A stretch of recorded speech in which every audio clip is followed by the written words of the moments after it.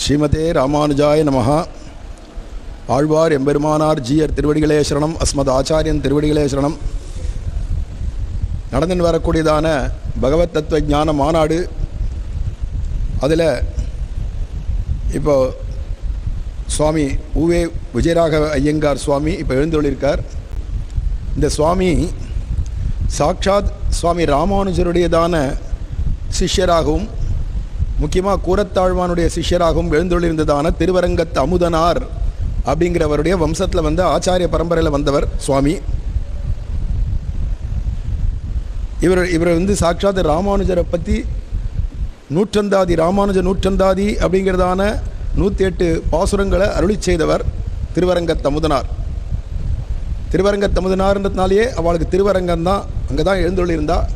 அப்பேற்பட்டதான 108 சாவித்ரி அப்படின்னு வைஷ்ணவாளுக்கெல்லாம் சொல்லக்கூடிய சாவித்ரி ஆகிய காயத்ரி, எப்படி வேதத்துக்கு காயத்ரியோ அது மாதிரி 4000 திவ்ய பிரபந்தத்துக்கு சாவித்ரி, அதாவது காயத்ரி மந்திரமாக அமையிறது இந்த ராமானுஜ நூற்றந்தாதி அப்படிங்கிற இந்த 108 பாசுரங்கள்.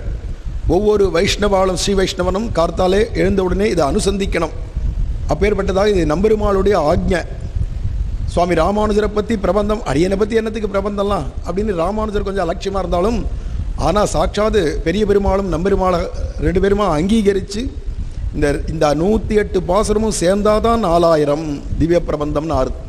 அதுக்கு முன்னாடி 3900 பாசுரம் தான் இருந்தது. ராமானுஜருடைய நூற்றந்தாதியை சேர்ந்து தான் 4000 திவ்ய பிரபந்தமாக ஆறுது அப்படின்னு சொன்னால், அந்த 108 எப்படி வேதத்தில் காயத்ரியோ அது மாதிரி 4000 திவ்ய பிரபந்தத்துக்கு காயத்ரியா சாவித்ரியா அமைஞ்சது இந்த ராமானுஜ நூற்றந்தாதி. அதை அருளி செய்தவர் சுவாமி திருவரங்கத்து அமுதனார்.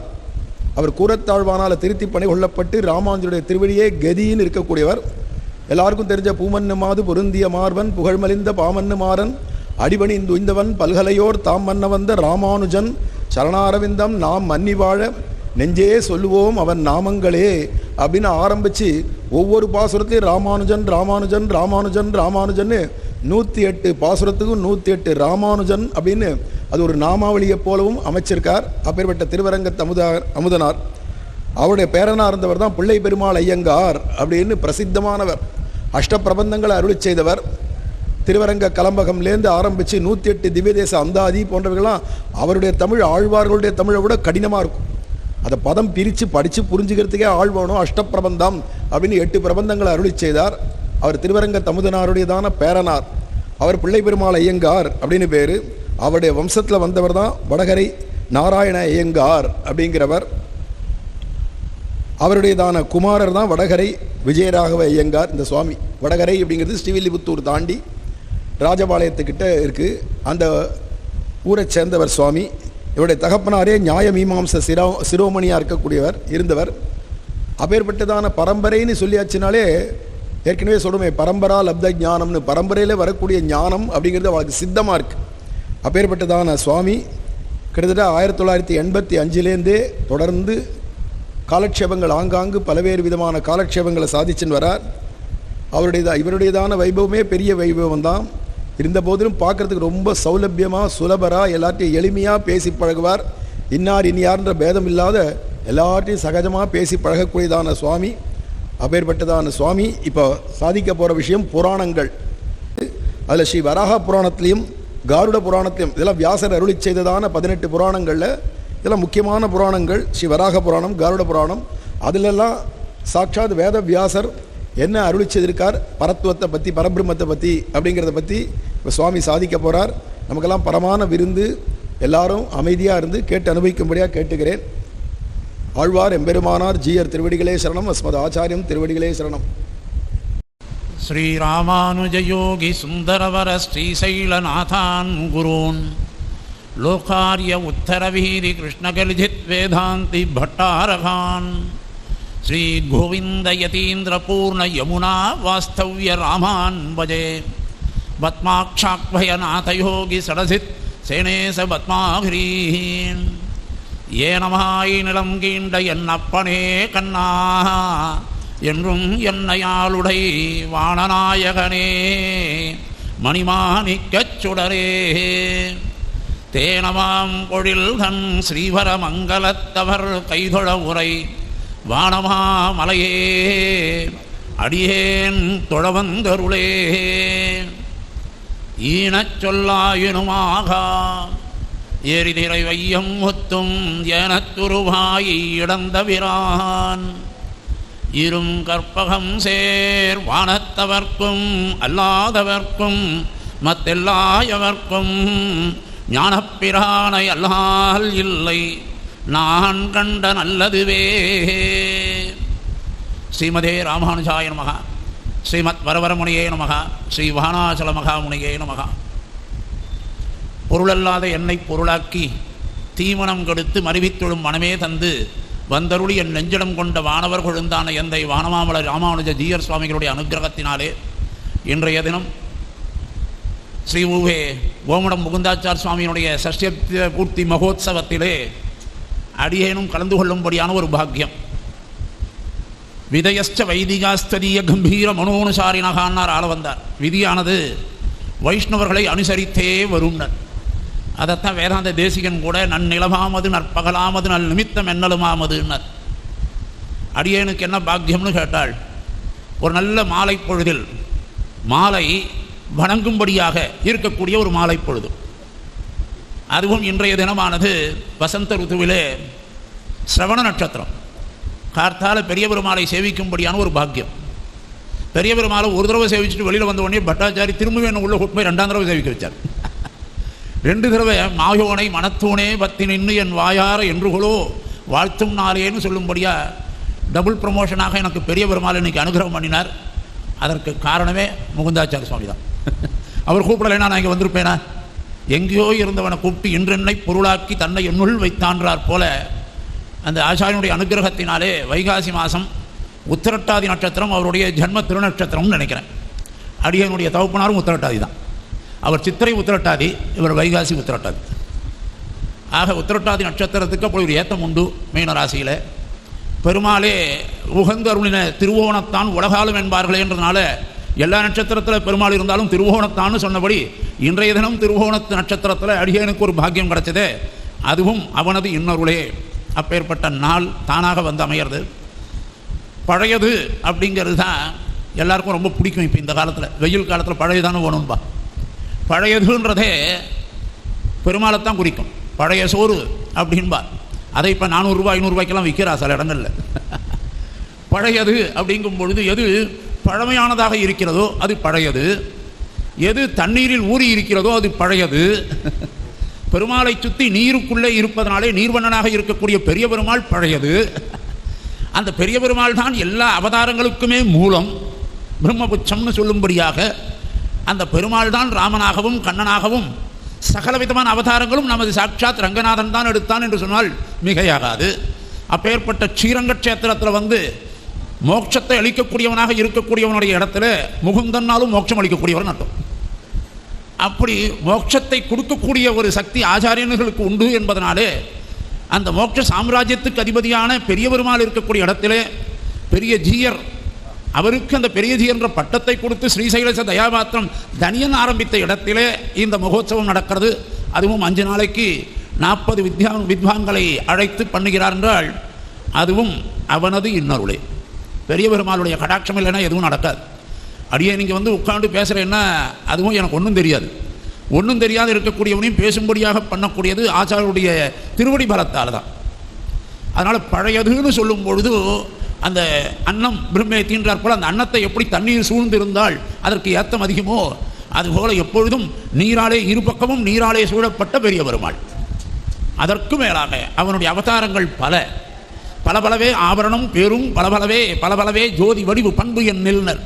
அப்படி பல அவதாரங்கள் எடுத்த எம்பெருமான் அதிலே முக்கியமாக எடுத்த அவதாரங்களில் மிகவும் உயர்ந்ததாக சொல்லப்பட்டது பூமி பிராட்டியை அனுகிரகம் பண்ணுவதற்காகவே எடுத்த வராக அவதாரம். வராகம் அப்படின்னா வடமொழியில் இருக்கக்கூடிய வராகம்ன்ற வார்த்தைக்கு என்ன அர்த்தம்னாக்க எங்கும் எப்பொழுதும் சூழ்ந்து வியாபித்து கொண்டு இருக்கக்கூடிய எல்லை இல்லாத தன்மையை உடையவனுக்கு சர்வ வியாபியாக இருக்கிறவனுக்கு வராகம்னு பேர்.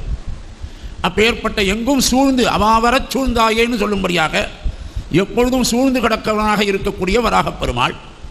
வராகப் பெருமாளுக்கே ஞானப்பிரான்னு திருநாமம்.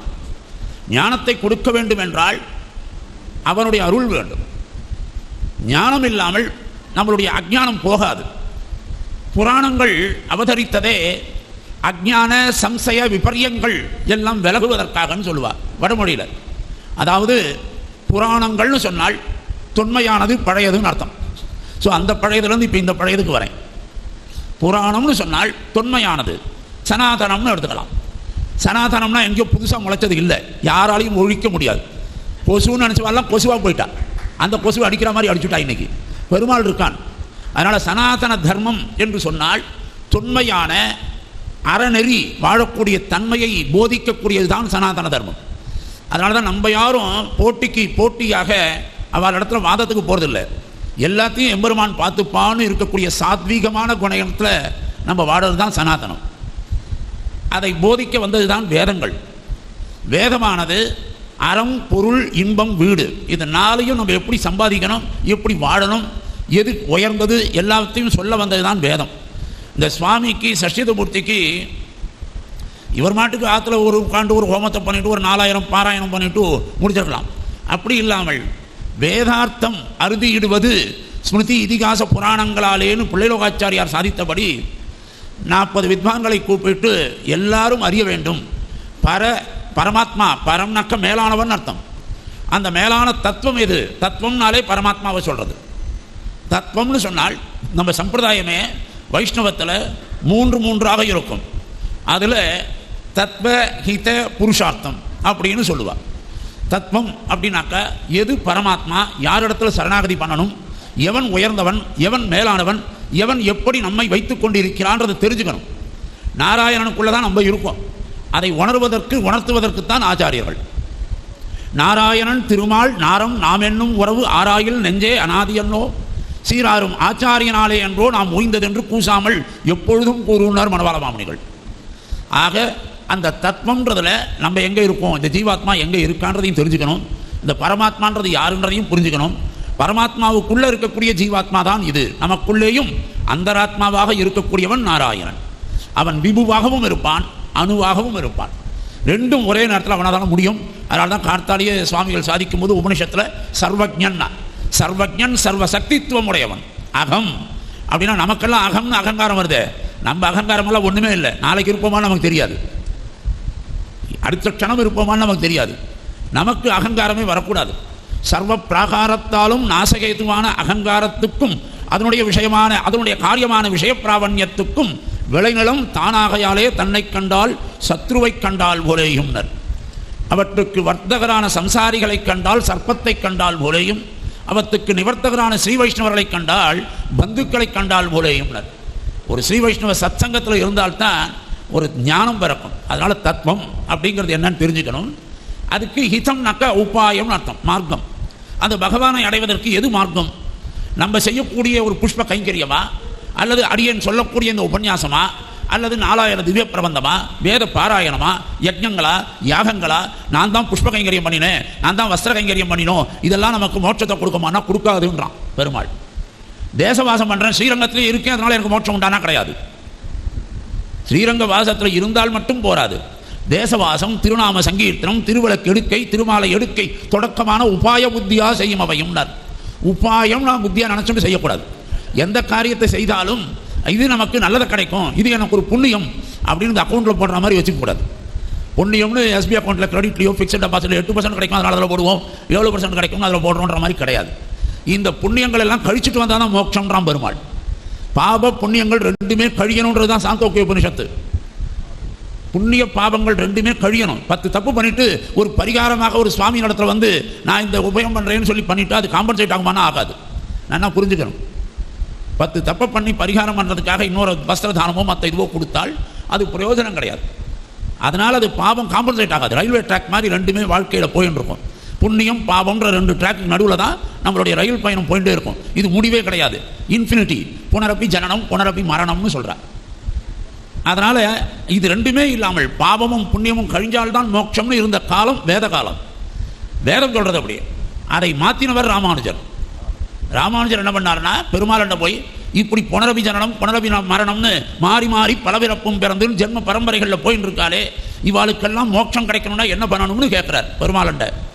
பெருமாள் சொல்கிறார், பிரபக்தியே மோட்சத்திற்கு சிறந்த சாதனம்.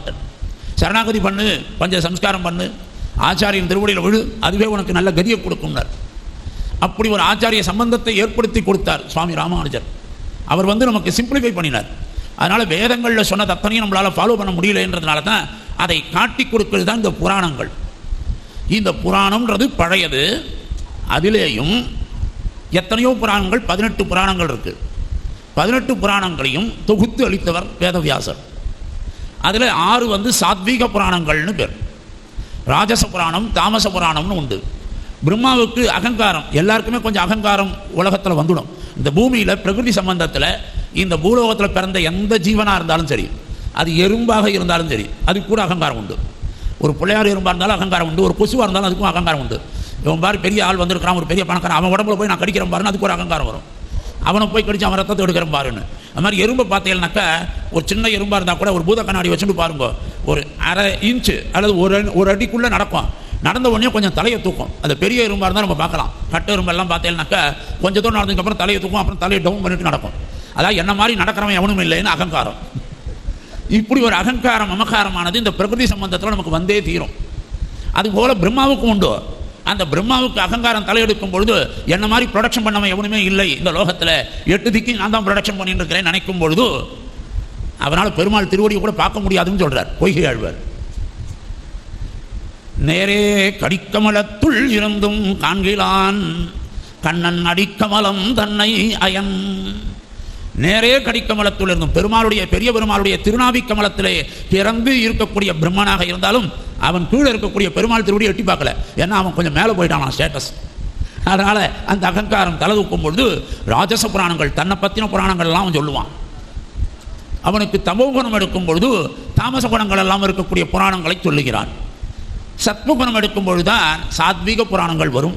அந்த சாத்வீக புராணங்களிலே விஷ்ணு புராணம், புராண ரத்னம்னே பேர், ஸ்ரீமத் பாகவதம், அதுபோல் ஸ்ரீ வராக புராணம், ஸ்ரீ கருட புராணம். கருட புராணம்னு சொல்கிறா இல்லையா, இதெல்லாம் ரொம்ப விசேஷமான புராணங்கள்.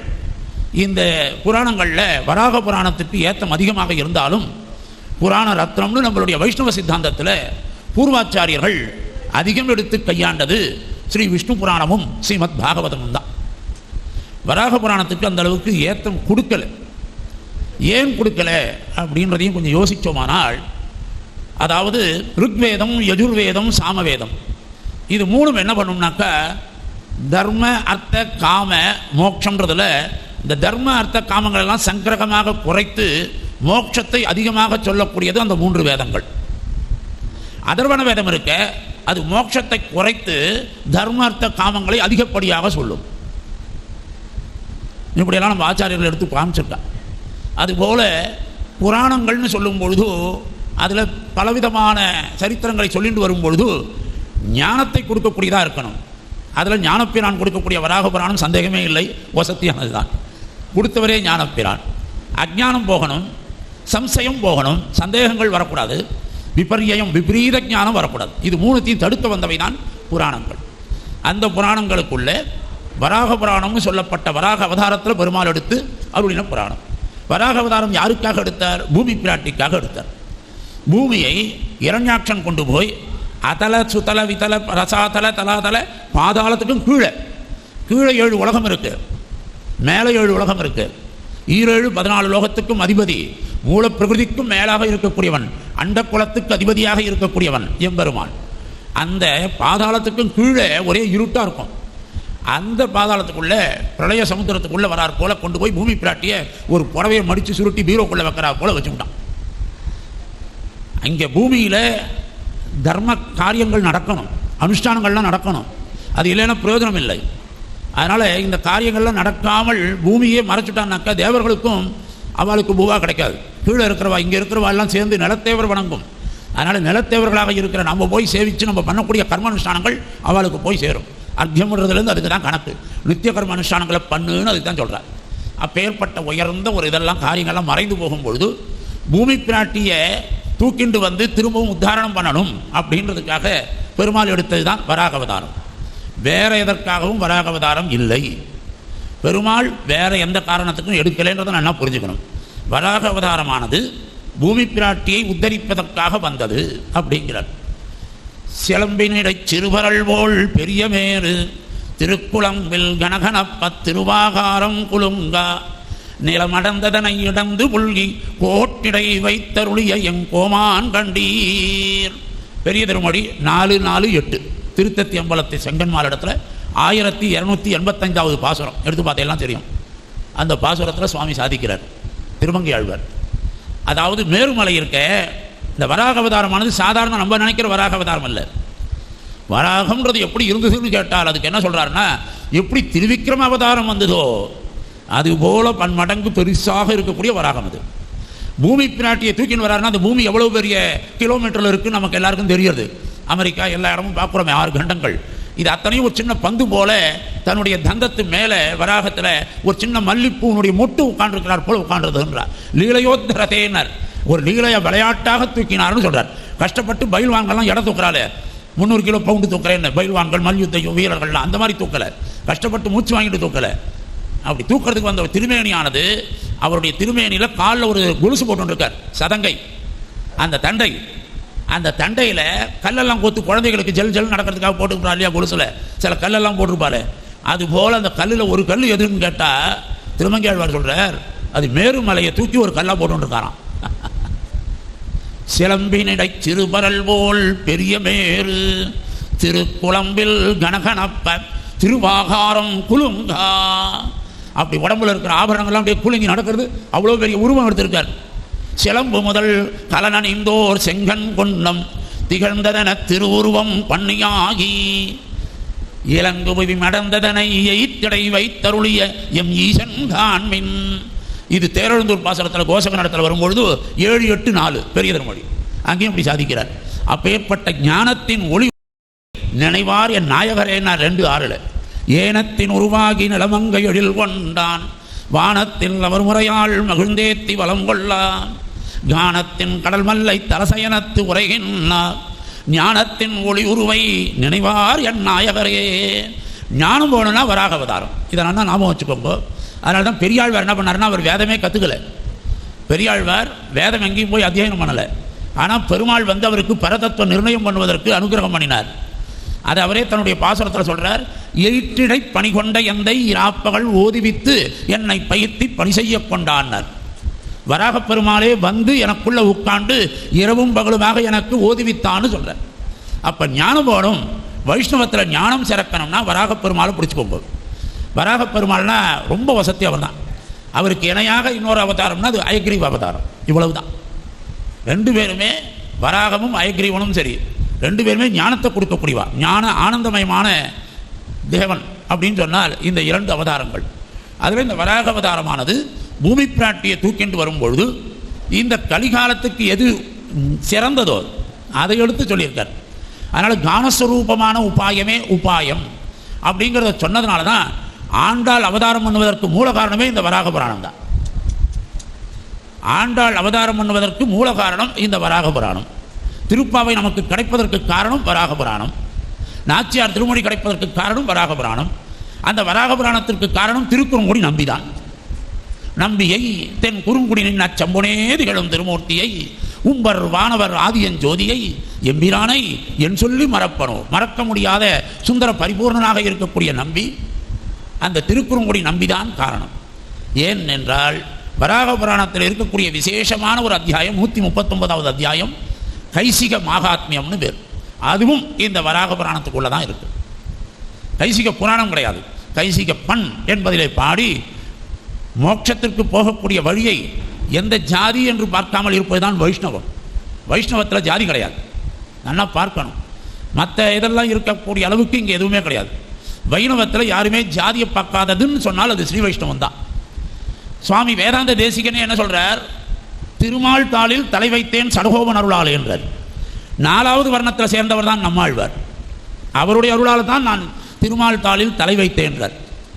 தொண்டை குளம் தான் இங்கே பேரே தவிர அந்த குளம் இந்த குளமே கிடையாது. குளந்தாங்கு ஜாதிகள் நாளிலும் கீழிடிந்து எத்தனை நலந்தான் இல்லாத சண்டாளர்களாகிலும். சண்டாள ஜாதியில் பிறந்திருந்தாலும் அவன் எப்பொழுது என்னை சரணாகதி பண்ணிட்டானோ அவன் உத்தமன்னு நினச்சிக்கோ. இழிகுலத்தவர்களேலும் எம் அடியார்களாகில் தொழுமினீர் கொடிமின் பொன்மின் என்று நின்னோடும் ஒக்க வழிபடருளின் ஆய்வோல் முதல் திருவரங்கத்தானே. அப்போது ஜாதி இல்லாமல் இருக்கக்கூடிய வராக புராணத்தில் நம்பாடுவானே பேர் அவனுக்கு. அவன் சண்டாள ஜாதியில் பிறந்தவன். அவனுக்கு எம்பெருமான் அனுகிரகம் பண்ணினதை காட்டி கொடுக்கக்கூடியதுதான் இந்த வராக புராணம். வராக புராணமானது அந்த நாளில் பெருமாளே சாதித்தது என்பதனால அதில் பொய் கலவாது. வேறு எந்த புராணங்கள்லாம் சில பேரெல்லாம் புராணம்னு சொன்னால் நிறைய புராணங்கள், இந்த ரஜோ புராணங்கள் தமோ புராணங்கள்லாம் கலப்படம் இருக்கும். சாத்விக புராணங்கள் அப்படி கலப்படம் வராது. அதுக்கும் மேலாக பெருமாளே முழுக்க சாதித்ததுங்கும் பொழுது பெருமாள் தன்னை பற்றி டப்பம் அடிச்சுக்க வேண்டிய அவசியம் கிடையாது. பெருமாளுக்கு விளம்பரம் தேவையில்லை, நமக்கு தான் விளம்பரம் தேவை. பெருமாளுக்கு விளம்பரமே வேண்டாம். சர்வஜன் சர்வ வியாபித்துவம். அவன் நினச்சானாலும் எத்தவனாலும் பண்ண முடியும். எல்லாருக்கும் என்ன பண்ணணும்னு நினைக்கிறானோ அதை பண்ண முடியும். அப்பேற்பட்ட பெருமாள் அவன் சாதிக்கிறது பூராமே இந்த வராக புராணத்தில் பூராமே என்னவா இருக்குது, நம்ம எப்படி பாடணுன்றதை காட்டுறதுக்கு தான் வந்திருக்கு. தன்னை பற்றின பெருமைகள்லாம் ரொம்ப சுருக்கம் தான். தன்னை பற்றினது எதையும் சொல்லலை. புராணங்கள் மொத்தம் 25,000 ஸ்லோகத்துக்கிட்ட இருந்திருக்கு அந்த நாளில். வராக புராணம் 24,000 ஸ்லோகங்களுக்கு மேலே இருந்து தான். அது இப்போ நமக்கு கிடைக்கிறது எவ்வளவுனாக்கா 10,000 ஸ்லோகங்கள் தான் கிடச்சிருக்கு, மறைஞ்சுடுத்து. எப்படி திருமழிசை ஆழ்வார் 4,000க்கு மேலே திவ்ய பிரபந்தங்கள் பாடினார். 4,000க்கு மேலே அவர் பாடினார். அவர் பாடின பாசுரங்கள் நிறைய. அவர் என்ன பண்ணார், இந்த பூலோகத்தில் யாருக்கும் எதை சொன்னாலும் புரியாது. இந்த ஜனங்கள்லாம் கலிகாலத்தில் 2026 எப்படி இருப்பான்னு அவருக்கு தெரிஞ்சு போச்சு. ஏன்னா அதெல்லாம் திறந்தாத கேஸுன்னு சில சமயம் அவருக்கு நினப்பு வந்துடுறது. ஞானிகளுக்கு தெரியும். அதனால் அவர் என்ன பண்ணார், இந்த பெருமாளை தவிர வேறு யாரும் உடப்பிறந்தான் பெருமையை, பிறந்தாத்து பெருமையை உடப்பிறந்தான் இடத்துலேயே சொல்லுவான்பார். அதனால் பெருமாளே உன் பெருமையை உன்னிடத்துலேயே சொல்கிறேன் கேட்டு போனார். ஏன்னா உகத்தில் ஒரு நான்கு நீ உயர்த்தி உள்வாங்கி நீயே அருணான்குமானாயரி, உன் பெருமையை உன்னிடத்துலேயே சொல்கிறேன்டா கேட்டுக்கோங்க, லோகத்தில் யாரும் திருந்த மாட்டார். நம்மாழ்வார் கூட துக்கப்பட்டிருக்கார். நம்மாழ்வார் கிருப்பைக்கு நமக்காக அனுகிரகம் பண்ணினா கூட ஆரானும் ஆதானும் செய்ய அகலிடத்தை ஆராய்ந்து அது திருத்தலாவதே. இந்த உலகத்தை திருத்த முடியுமா, என்னால் முடியாதுறான்ட்டார். அப்படி அவர்கள்லாம் 4,000க்கு மேலே பாடின பாசுரங்கள் எல்லாம் தூக்கி காவிரியில் தூக்கி போட்டார் திருமழிசை ஆழ்வார். இதுங்கெல்லாம் படித்து இதெல்லாம் எப்போ மனப்பாடம் பண்ணணும் தெரியாது. 4,000த்தையும் இப்போ பண்ண மாட்டேங்கிற. அவருடைய 4,000த்தையும் சேர்த்தா 8,000 ஆயிருக்கும். 8,000 சொல்லணும்னா எங்கே போகிறது, எட்டாத கனியாக போயிடும். 8ம் 2ம் தரும் எங்கள் மாதவனார் அதிகார சங்கரகத்தில் தேசிகன். அதுதான் எனக்கு ஞாபகம் வருது. மூட்டை வினைத்திரள் மாலை உயன்றோதிய 3 உள்ளும்னர் கட்டளில் வாசகத்தால் கலங்காநிலை பெத்தனமேனர். அந்த கலங்கா நிலை பெறுவதற்காக அவர் தூக்கி போட்டதுலேருந்து உயிரும் மெய்யுமாக இருக்கக்கூடிய உயிர்மை எழுத்துக்களுக்கு சமமான 216 பாசுரம் தான் நமக்கு கிடைச்சது. உயிரும் மெய்யுமாக இருக்கக்கூடிய 216 தான் 4,000 சேர்ந்துருக்குது. ஆக அப்படி ஒரு பிரபந்தத்துக்கே இந்த நிலை வரும் பொழுது வராகப் பெருமாளுடைய 24,000 ஸ்லோகங்களுக்கும் பொழுது அது அத்தனையும் கிரகிக்கக்கூடிய தன்மை யாருக்கும் வராது என்பதனால பெருமாளே அதை சங்கிரகமாக்கி 10,000 ஸ்லோகங்கள். நான் 10,000 ஸ்லோகங்கள் அர்த்தத்தையும் நான் ஒரு 30 மணித்துளிகளுக்குள்ள நிமிஷத்துக்குள்ளே சொல்லணும்னா முடியாது. ஏன்னா அதில் சாரம் தான் நம்ம எடுக்க முடியும். இந்த புராணங்களில் என்ன சொல்கிறதுன்னா சர்க்கம் பிரதிசர்க்கம். புராணத்துக்கு இலட்சணங்கள் உண்டு. சர்க்கம் அப்படின்னாக்கா பிரளய காலத்திலேருந்து பெருமாள் எப்படி உலகத்தை சிருஷ்டிக்கிறான்றது தெரியணும். பிரதிசர்க்கம் அழிந்து திரும்பி எப்படி உருவாகிறதுன்றதையும் சொல்லணும். அதுக்கு மேலே சூரிய சந்திர வம்சம், சந்திர வம்சத்தில் யாரெல்லாம் ராஜாக்கள் வந்திருக்கா, சூரிய வம்சத்தில் வந்தவா, இவாளை பற்றி எல்லாம் சொல்லும். அப்புறம் வம்ச அனுசரித்திரம்னு அவளுடைய சரித்திரங்கள் எல்லாம் சொல்லக்கூடியதாக இருக்கும். இப்படி அதுக்கு மேலே காலப்பிரமாணங்களை சொல்லக்கூடிய மன்வந்திரங்கள். இதெல்லாம் மன்வந்திரம்னு பேர். அதாவது எத்தனை சகாப்தம், எத்தனை முடிஞ்சிருக்கு, எப்படியெல்லாம் நடந்தது, இதெல்லாத்தையும் சொல்ல விளக்க வந்தவை தான் பொதுவாக புராணங்கள். அந்த புராணங்களுக்குள்ள வராக புராணம் ஞானப்பிரானாகிற வராக பெருமாளே பூமி பிராட்டிக்கு எடுத்து சொன்னது அப்படிங்கிறார். பூமி பிராட்டி பூமி அதல பாதாளத்தில் விழுந்து அந்த சமுத்திரத்துக்குள்ளே இரண்யாட்சம் கொண்டு போய் வைக்கவே அவளை தூக்கிட்டு வரதுக்காக எடுத்து அவதாரத்தில் தூக்கிட்டு மேலே வரும்பொழுது அவள் நடுநடுங்கி போயிருந்தாள். உடம்பெல்லாம் பாசி தூர்ந்து கிடக்கு. ஏன்னா உள்ளே போயிட்டார். பெருமாள் வந்ததுக்கப்புறம் தானே வந்து தான் தூக்கிண்டு வரணுன்றதுக்காக எடுத்துட்டு வரும்பொழுது பாசி தூர்த்து கிடந்த பார்மகற்கு பண்டொரு நாள் மாசுடம்பில் நீர்வாரா மானமிலா பண்ணியாம். அந்த பன்றின்ற அவதாரம் எடுத்தாரே பெருமாள், அவர் எடுக்கும் பொழுது மற்ற மிருகங்களை போல இல்லை. இந்த மாரீசன் ஒருத்தன் இருந்தான் இல்லையா, ராமா அவதாரத்தில் பார்க்கலாம். மானாக அவதாரம் பண்ணினான் மாரீசன். அவன் அப்படி போகும்பொழுது பக்கத்தில் சஜாதியாக இருக்கக்கூடிய மற்ற மான்கள்லாம் இது ஒரு விசித்திரமாக இருக்குது, இது நம்ம ஜாதி இல்லைன்னு அதுங்கெல்லாம் கண்டுபிடிச்சுண்டு அதை கழட்டி விடுறது. ஆனால் இந்த பெருமாள் வராக அவதாரம் எடுத்தானே, இவன் பக்கத்தில் மற்ற பன்றிகள்லாம் வந்து பார்க்குறதான், இது நம்பாள் மாதிரியே இருக்குது, இது நம்பாள் தான் இவன் அப்படின்னு சஜாதியனாக பெருமாள் அவதாரமே எப்படின்னாக்கா நம்மோடு புறையற கலக்கக்கூடிய தன்மை. அவதாரம்னாலே மேன்மை உடையவன் கீழ்வையாக இறங்குவது சீலம். அந்த குணம் வேற எந்த தெய்வத்துக்கும் வராது. இந்திரனுக்கு வந்துதா, இந்திரன் லோகமே போயெடுத்து தன்னுடைய சேர் ஆட்டம் கண்டு போச்சுனாலே எல்லாரும் பெருமாளை செய்ய வந்துடுவார். யாருக்கெல்லாம் அந்த பதவி போகிறதோ அல்லது பதவி வரணும், தேர்தல் வருதுனாலே உடனே யாகம் பண்ணுறது, பெருமாளை சேவிக்கிறது, ஸ்ரீரங்கத்தில் வந்து அதை பண்ணுறது இதை பண்ணுறதுன்னு எல்லாம் பண்ணியிருக்கான். நம்மளே கண்கூடாக பார்த்துருக்கோம். சேருக்கு ஆட்டம் கண்டு போனாலே சேரிடம் அறிந்து சேர்னு இருக்குது, அதனால் அதுக்காக வந்து விடுறான். அதுபோல் இந்திரனுக்கும் சேர் ஆட்டம் கண்டு போய் மகாபலி சக்கரவர்த்தி தூக்கிட்டு போன உடனே மகாபலி சக்கரவர்த்தி எந்த பிராமணம் போய் நின்றாலும் அவனுக்கு தானம் கொடுக்கறதுல அவன் சிறந்தவன் இருக்கான். அவனுடைய சுபாவம் தெரியுது, நல்லா பார்க்கணும். அவன் தான தர்மங்களில் சிறந்தவனாக இருக்கான். எந்த பிராமணன் வந்து இருந்தாலும் அவனுக்கு கொடுக்கறதுல அவனை மாதிரி யாரும் கிடையாது. அப்போ இந்த இந்திரனே என்ன பண்ணியிருக்கலாம், ஒரு பிராமண வேஷம் போட்டுண்டு தானே போய் கூட அவன் இடத்துல பிச்சை எடுத்துருக்கலாம். ஏன்னா நேற்றுக்கு வரைக்கும் பணக்காரனாக இருந்தவனை இன்றைக்கி கொரோனா காலத்தில் கீழே விழுந்துட்டு ஏதாவது ஒன்று ஆச்சுன்னா போகிறானோ போக மாட்டேங்கிறான், பயம் வந்துடுறது. அதுபோல் இந்த இந்திரன் என்ன பண்ணான், தான் போய் பிச்சை எடுக்கிறதுக்கு பதிலாக பெருமாளை போய் பிச்சை எடுன்னு அவனை கூப்பிட்றான். பெருமாளை கூப்பிட்டு நீ தாண்டா எனக்கு உபேந்திரனாக இருந்து நீ போய் எனக்கு வாங்கி கொடுன்றான். 8 ஜான் உடம்பை 3 ஜான் உடம்பை மாற்றணும்னா குறுகிய வாமனனாக அந்த தைரியம் அந்த இந்திரனுக்கே வரல. சேருக்கு ஆட்டம் கட்ட பொழுது கூட வரல அவனுக்கு, அவ்வளோ கர்வம்.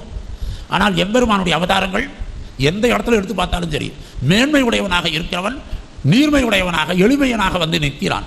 அதுதான் பெருமாளுக்கு ஏத்தம். வேற எந்த பரபிரமும் அவதாரங்கள் பண்ணினது கிடையாது. இதை நல்லா தெரிஞ்சுக்கணும்.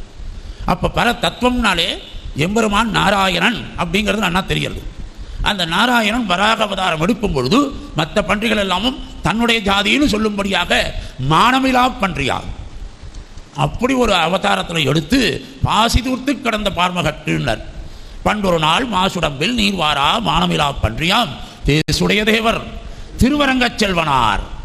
எங்கிருந்து எங்கே வரா பாருங்க, தேசுடைய தேவர். தேஜஸ்னா இவர மாதிரி தேஜஸ் வேறு யாருக்கும் கிடையாது. திருவரங்கத்தில் இருக்கக்கூடிய செல்வனார் பேசி இருப்பனகள் கேட்கவும் பேராவே. வராக பெருமாள் வராக சர்மஸ்லோகம் கொடுத்திருக்கிறாரே, அதுதான் முதல்ல வந்த சர்மஸ்லோகம் சரணாகதி பண்ணுவோனுக்கு. வராக சர்ம ஸ்லோகம் தான் முதல்ல வந்த சரணாகதி ஸ்லோகம். அப்புறம் தான் ராம சர்ம ஸ்லோகம், கிருஷ்ண சர்ம ஸ்லோகம் எல்லாம். அப்போ வராக சர்ம ஸ்லோகத்தில் பெருமாளே என்ன பண்ணார், பூமி பிராட்டியை தூக்கிட்டு வரும்பொழுது பூமி பிராட்டி கேட்குறா, என்னை தூக்கிட்டு வந்தேலே என் குழந்தைகள் பிரஜைகள்லாம் இத்தனை பேரும் நடுங்கிட்டு இருக்காளே, இவா எல்லாரும் பிறந்து இறந்து இப்படியே போயின்னு இருக்கிறாளே, இவாளுக்கெல்லாம் என்ன வழி அப்படின்னு கேட்கும்பொழுது தான் இந்த புராணத்தையே ஆரம்பித்து ஒன்னொன்னாக ஒவ்வொருத்தரை பற்றியும் கதைகள் எல்லாம் சொல்லி, இதில் வரக்கூடியவாளுடைய வம்சத்தில் இருக்கக்கூடியவா என்னென்ன பண்ணினா, இவர்கள்லாம் எப்பேற்பட்டவர்கள் அப்படிங்கிற ஒவ்வொரு இதையும் சொல்லி, ஒரு இது காரியங்கள் எப்படி பண்ணணும், ஒரு தானங்கள் எப்படி பண்ணணும், ஒரு தர்மங்கள் எப்படி பண்ண வேண்டியது, எந்த அனுஷ்டானங்களை எப்படி பண்ணுறது, சிரார்த்தம் பண்ணணுனாலும் எப்படி பண்ணுறது. ஏன்னா பூலோகத்தில் எல்லாமே நமக்கு வேணுமே. வாழக்கூடிய வரைமுறைகள் எல்லாத்தையும் காட்டி கொடுக்குறார். அந்த உபாயங்களுக்குள்ளேயே சிறந்ததான கானஸ்வரூபமான உபாயம்தான் கலிகாலத்துக்கே நல்லது என்பதனால தான் கிருஷ்ண பிரேமி அண்ணா கானஸ்வரூபமான எம்பெருமான இடத்துல பிரேமிக்க பாவத்தில் நம்மளையெல்லாம் கூப்பிட்டு வந்து எத்தனையோ அழைச்சிட்டு வந்து நம்மளெல்லாம் பண்ணியிருக்கார். அந்த அண்ணாவுடைய வழியில் அவருடைய ஆசீர்வாதத்தோடு வந்தவர் தான் இந்த சுவாமி. அவரை எனக்கு ரொம்ப நாளைக்கு முன்னாடியிலேருந்தே தெரியும். அவர் பால்யத்திலேருந்து தெரியும். அவர் பிரம்மச்சாரியாக இருந்த காலத்திலேருந்து அடியனுக்கு பழக்கம். அடியனுடைய குடிசைக்கு அவர் வந்திருக்கார். அடியன் மாதவபெருமாள் சன்னதியில் கைங்கரியம் பண்ணும்பொழுது வந்திருக்கார். அவருக்கும் அதை ஞாபகப்படுத்தியிருக்கேன். அப்படி அந்த கிருஷ்ண பிரேமையில் அந்த பாவனை அந்த பக்தி வந்தாலே சகல சாஸ்திரங்களும் வெளியில் வந்துவிடும். அதனால தான் இப்படி ஒரு உற்சவமாக இதை பண்ணணும்னு இவரும் ஆசைப்படுறாரு. இல்லைன்னா என்ன மாதிரி இருக்கிறவளை யார் கூப்பிட போகிறார், அதெல்லாம் ஆற்றுல எங்கேயோ ஒரு இடத்துல உட்காந்துருந்தேன். அதனால் அப்பேற்பட்ட ஒரு கானஸ்வரூபமான உபாயம்தான் சிறந்ததுன்னு இப்படி சொல்லும்படியாக இருக்கக்கூடிய இந்த இதில் வராக புராணத்தில் பார்த்தேன்னாக்கா மொத்தம் 217 அத்தியாயங்கள் தான் இப்போ கிடச்சிருக்கு. அந்த 217 அத்தியாயத்தில் இதில் துர்ஜயம் சரித்திரம், அக்னியை பற்றி, அஸ்வினி தேவர்களை பற்றி, நிதிகளை பற்றி, எத்தனை நிதிகள் இருக்குது, அந்த குபேரனை பற்றி, தர்ம பரிபாலனம் பண்ணுறதை பற்றி, பூமியை பற்றி, துவாதசிகள் எத்தனை துவாதசி, எத்தனை விரதம் இருக்கிறது, தேனு காமதேனு எத்தனை விதமான தேனுவாக அதை தானம் பண்ணலாம், எள்ளில் எப்படி தெலுதேனு பண்ணுறது, ரசாதல தேனு, என்னென்ன விதமும் அத்தனையும், புண்ணிய தீர்த்தங்கள், புண்ணிய க்ஷேத்திரங்கள் எல்லாத்தையும், சிரார்த்தம், கர்மாக்கள், பாப புண்ணியங்கள் எல்லாத்தையும் சொல்லக்கூடியதாக அத்தனையும் இருக்கக்கூடியதான் இந்த வராக புராணம். இதில் அஸ்வசிரஸ்னு ஒரு ராஜா இருந்தான். அந்த ராஜா என்ன பண்ணால் ஒரு அஸ்வமேத யாகமெல்லாம் நல்லா பண்ணக்கூடியவன். அவன் பண்ணிட்டு இருக்கச்சே அவனுடைய அரண்மனையில் எல்லாம் பூர்த்தியாச்சு. அந்த நேரத்தில் 2 ரிஷிகள் வந்தார். கபிலர், ஜெகீஷவ்யர்னு பேர் இன்னொருத்தர். கபிலரும் ஜெகீஷவ்யரும் வந்தார். 2 ரிஷிகள் வந்தார். 2 ரிஷிகளும் வந்தவொடனே, சுவாமி உங்களுக்கு என்ன வேணும்னு அவர் கேட்டார். இந்த அஸ்வசிரஸ், நாங்கள் தான் சாட்சாத் நாராயணன்னர். இவா சாட்சாத் நாராயணன் கபிலர் தன்னை சொல்லிக்கிறார். என் கூட வந்திருக்கிற இந்த ஜெய்கீஷவியர் தான் கருடன்னு சொல்கிறார். அதனால தான் வராக புராணம் கருட புராணம் சேர்த்து சொல்லிட்டா கொடுக்குது. அதுவும் யோசித்தேன். அந்த கபிலரும் ஜெய்கீஷவியரும் இவருடைய அரண்மனையில் நிற்கிறார். உடனே அவர் கேட்குறார், நீர் யாருன்னா நான் தான் நாராயணன்றார் கபிலர். ஜெய்கீஷவியரை பார்த்து நான் தான் கருடன்றார் அவர். அதெல்லாம் இந்த காலத்தில் யார் தான் நம்ப முடியும்? இப்படியெல்லாம் சொன்னால் நம்ப முடியாது. இதெல்லாம் நம்ப முடியாது. நீங்களாவே உங்களை சொல்லிக்கிறேன், டம்பமாக சொல்லிக்கிறேன் அப்படின்னா, இல்லை நான் தான் பிரம்மா அப்படின்னு திரும்பவும் பிரம்மானு சொரூபத்தை சொல்கிறேன்னு சொன்னார். இவா அவர் நம்பலை. அஸ்வசிரஸ் நம்பலேன்னு உடனே கடைசியில் என்ன பண்ணாருன்னா, இவா ரெண்டு பேருமே அந்த அரண்மனையில் உடனே தங்களை பரமாத்மா ஸ்வரூபத்தில் அப்படியே காட்டணும்னு பெருமாளை பிரார்த்தனை பண்ணுறார். அதாவது ஆச்சாரியன் சாட்சாத் பகவான் நாராயணும் விஷ்ணுவும் நம்ம சம்பிரதாயம். ஆச்சாரியன் வேற, நம்ம வேற இல்லை. அதாவது நமக்கும் ஆச்சாரியனுக்கும் சஜாதியன்னு பேர். சாட்சாத் மானுஷ ரூபம் தான் இருக்கா. நமக்கு பார்க்கும்பொழுது சஜாதியனா நம்மளோடையே சேர்ந்து நேற்றுக்கு வரைக்கும் சுவாமி நம்ம பார்த்துக்கு காப்பி சாப்பிட்டீங்க நாம இருக்கான்னு கேட்பா. இன்றைக்கி ஆச்சாரியனாக இருப்பார் அவர் பீடத்தில். அவரை பார்த்து அப்படி கேட்பா. அது நம்மளுடைய சுபாவம். அது ஏன்னா ஆச்சாரியன்றவர் சாட்சாத் நாராயண ஸ்வரூபம். நாராயணுடைய ஸ்வரூபமே தான் அது. தேனார் அருளாள பெருமாள் எம்பெருமானார் சாதிக்கிறார். தேனார் கமல திருமாமகள் கொழுநன் தானே குருவாகி தன்னருளால் மானிடற்காய் இந்நிலத்தே தோன்றுதலால் ஆர்க்கும் அவன் தாளினையை உண்ணுவதே சால உறும். சாட்சாத் நாராயண ஸ்வரூபமாக நினை குருவைன்னு சொல்லியிருக்கார். அது அந்த ராஜாவுக்கு தெரியல. ஏன்னா ராஜான்னு இருந்தாலே கொஞ்சம் அகங்காரம் வந்துடும். அகங்காரம் இருக்கிறவன் தான் ராஜா. அகங்காரம்னா ஈகோன்னு அர்த்தம். ஈகோனா எஜெக்டிங் காட் அவுட், இஜிஓ அப்படின்னு அர்த்தம். அதனால் என்ன ஆகிடுறது, அந்த ராஜாவுக்கு இவர் சொல்லும்பொழுது புரியலை. இப்போது இன்னொரு உதாரணம் சொல்கிறேன். நிறைய பேர் மெட்ராஸில் பார்த்தீங்கன்னா பீச்சில் காட்டால் வாக்கிங் போவா. அந்த பீச் வர வரைக்கும் அவள் வீட்டிலேருந்து கார் எடுத்துன்னு வருவா, இல்லைனா பைக் எடுத்துன்னு வருவா. என்னென்னா வாக்கிங் போகிறதுக்கு அது வரைக்கும் காரில் தான் வருவா. நிறைய பார்க்கலாம். நீங்கள் லைட் ஹவுஸ் பக்கம் அந்த பக்கம் போனீங்கன்னா நிறைய கார் பார்க்கிங்காக இருக்கும். என்னென்னு பார்த்தா அத்தனை பேரும் காரில் இறங்கிட்டு வாக் பண்ணுவாள். இந்த கோடியிலேருந்து அந்த கோடி வரைக்கும் போவாள். இவெல்லாம் கார்த்தால் வரதை பார்த்தோன்னே அங்கேயும் சில வியாபாரிகள் என்ன பண்ணுவான், உடனே கீழே வைக்கிற அருகம்புல்லெல்லாம் டக்கு டக்குன்னு கட் பண்ணிவிட்டு உடனே மிக்சியில் போட்டு ஒரு அருகம்புல் ஜூஸ்னு வைப்பான்.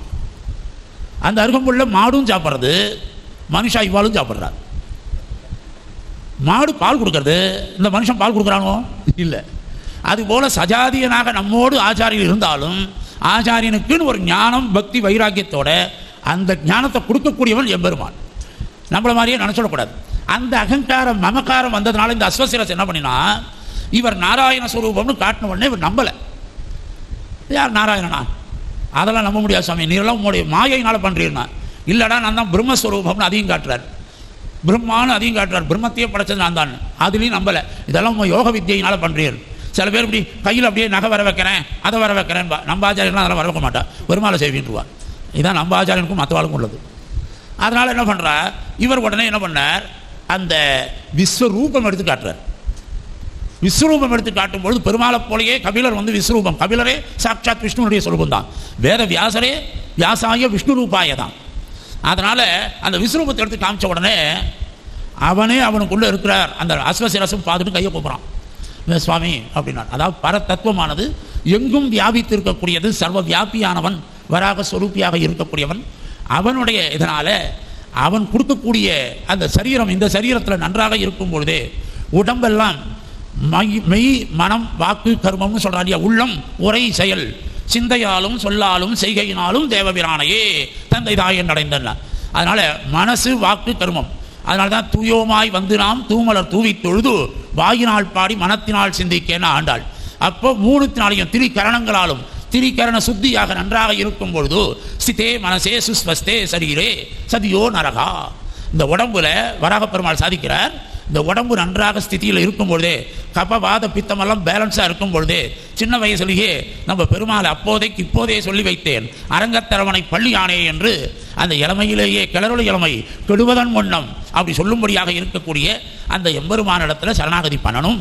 அப்படி பண்ணினால் அவர்களுக்கு இந்த மாதிரி ஒரு காரியம் நடந்து அந்த அந்த தாதுக்கள் எல்லாம் நன்றாக இருக்கும் பொழுது செஞ்சவனானவனும் அவனுக்கு ஒரு காலகட்டம் வரும்பொழுது, ஏன்னா மரணம்ன்றது இந்த உடம்பை விட்டு அந்த ஆத்மா கிளம்பி போகக்கூடிய ஒரு காலம் எப்போ பிறக்கிறோமோ அப்போவே நிர்ணயம் பண்ணப்பட்டது.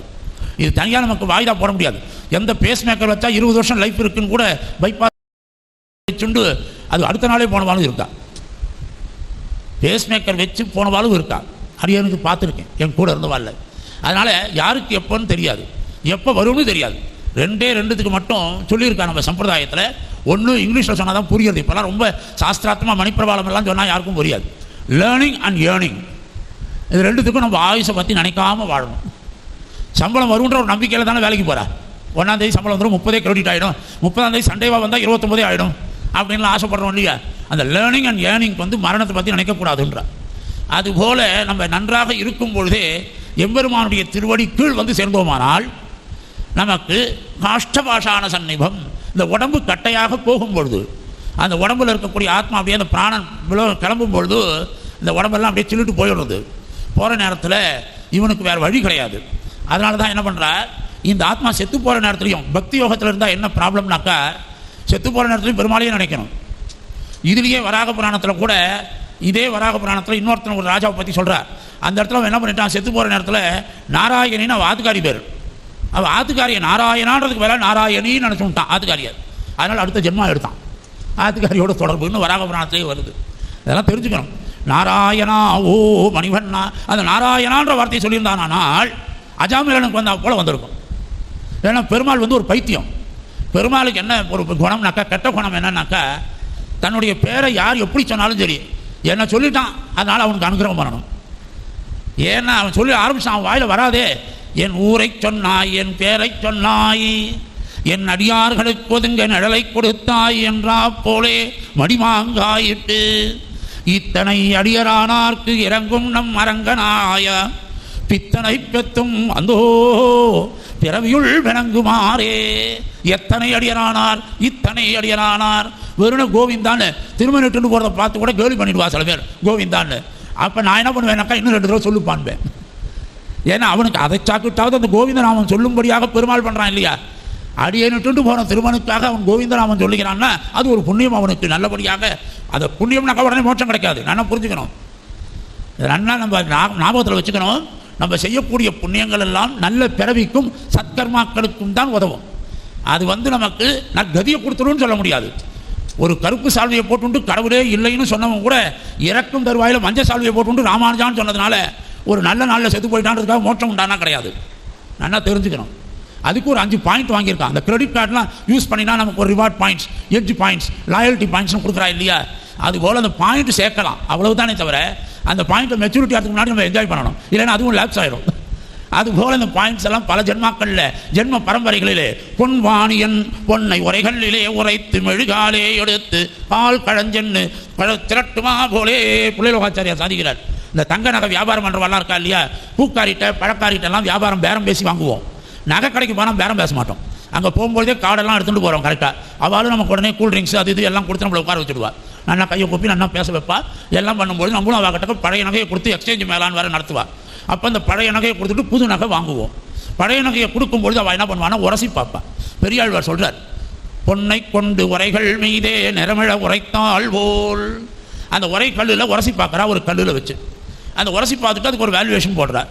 நம்மளும் அதுக்கு வாங்கிட்டு வந்துடுறோம். இந்த காலத்தில் கொஞ்சம் உஷாராக இருந்தால் அதுக்கும் கேட்கலாம். என்ன கேட்கலான்னு சொல்கிறேன். அவள் ராத்திரி வேலையில் அந்த கடையை மூடும்பொழுது அந்த செட்டியார் என்ன பண்ணுவான்னா, அந்த கல்லில் ஒட்டின்னு இருக்கிற தங்க துணுக்கெல்லாம் இருக்கு இல்லையா, அது எல்லாத்தையும் மெழுகு போட்டு ஒத்தி கால் கழஞ்சு, அப்படின்னா கழஞ்சுன்னா பவுன் அர்த்தம், அந்த நாள் தமிழ் வார்த்தை. அதனால் ஒரு 2 கிராம் தங்கம் சேர்த்துடுவா. அன்றைக்கி போகிற நகை கடையில் கூட்டமாக இருந்து பழைய நகையை தேய்ச்சி வச்சிருக்கிற கல்லுலேருந்து உரைச்சினா அதை பிள்ளைலோகாச்சாரியார் எடுக்கிறார். பொன்வாணியன் பொன்னை உரைகளிலே உரைத்து மெழுகாலே எடுத்து கால் கழஞ்சென்று திரட்டுமா போலே. ஜென்ம பரம்பரைகள் தோறும் எத்தனையோ ஜென்மாக்கள், நம்ம எத்தனை ஜென்மா எடுத்தோம் தெரியாது. இந்த ஜென்மாவில் ஒரு வைஷ்ணவனா பிறக்கிறதுக்கு அந்த திருவரங்கநாதன் கருவரங்கத்தில் இருக்கும்பொழுதே அனுகிரகம் பண்ணியிருக்கிறான். அன்னு கருவரங்கத்துள் கடந்து கைதொழுதேன் கண்டேன் திருவரங்கமேயான் திசை. கருக்கோட்டியுள் கடந்து கைதொழுதேன் கண்டேன் திருக்கோட்டி எந்தை தினம். திருக்கோஷ்டியூர் உற்சவம், திருக்கோட்டி எந்தை தினம். அதுக்கு மேலே திருமாலிருந்தோலை. அன்னு வயிற்றில் கடந்திருந்தே அடிமை செய்யல் ஒத்திருப்பன் இன்று வந்து இங்கு உன்னை கண்டு கொண்டேன். இன்னைக்கு வந்து பரிசாச்சு, இனிமேல் உன்னை போக விடுவேனா? அப்படி ஜாயமான கடாட்சம் பண்ணக்கூடியவன் இந்த ஜென்மாவில் நம்ம எத்தனையோ தங்கத்துணுக்குகள் மாதிரி சேர்த்து வச்சது எல்லாத்தையும் எடுத்து இந்த ஜென்மாவில் நம்மளை ஒரு நல்ல ஆபரணமாக சத் சங்கத்திலே சேர்க்கும்படியாக பண்ணி ஒரு நல்ல ஸ்ரீ வைஷ்ணவ குலத்திலே சத் சம்பிரதாயத்தில் வாழும்படியாக ஒரு கூட்டத்தை நமக்கு கூட்டி அந்த சாது கோட்டிகள் கொல்லப்படுவாரேன்னு சொல்லும்படியாக அகம் ஸ்மராமி பத் பக்தம் என்று தேவப்பெருமானிடத்தில் ராமானுஜர் கேட்டார். எல்லாரும் சமாசனம் பண்ணிக்கிறா. பக்தி யோகம் பண்ணுறவாலாம் செத்து போகிற நேரத்துலையும் உன்னையே நினச்சிட்டா தான் மோட்சம் கொடுப்பேன்ற. கர்மயோகம் பண்ணுறது இந்த காலத்தில் நடக்காது, ஞான யோகமும் நடக்காது. அப்போ பக்தியிலையும் இருந்தால் எப்படின்னாக்கா நான் எப்படி இருக்கிறது, இந்த குழந்தைகள்லாம் இந்த சம்சாரிகள்லாம் எப்படி தூக்கிட்டு போகிறது அப்படின்னு கேட்கும் பொழுது இந்த ஆச்சாரியின் மூலமாக பஞ்சசம்ஸ்காரம் பண்ணிவிட்டு சரணாகதி பண்ணாலே போரும், பிரபக்தி பண்ணவாளுக்கு அடியே மோட்சம் கொடுக்குறேன்னா. அப்போவும் ராமானுஜருக்கு ஒரு டவுட்டு. ஏன்னா சமாசயனம்ன்றது எதுக்கு பண்ணிக்கிறோன்னே நிறைய பேருக்கு தெரியாது. இப்போ சமாசயனம்ன்றது ஏதோ சடங்குன்னு நினச்சிக்கிறா. இந்த புதுசாக கல்யாணம் ஆகிற பொண்கள்லாம் பார்த்தீங்கன்னா நிறைய பேராத்தில் இது சண்டை வருது. அடியன் வந்து வேளச்சேரியில் இருக்கேன், அகோல் மடத்தில் அழகிசிங்கர் இருந்தார்.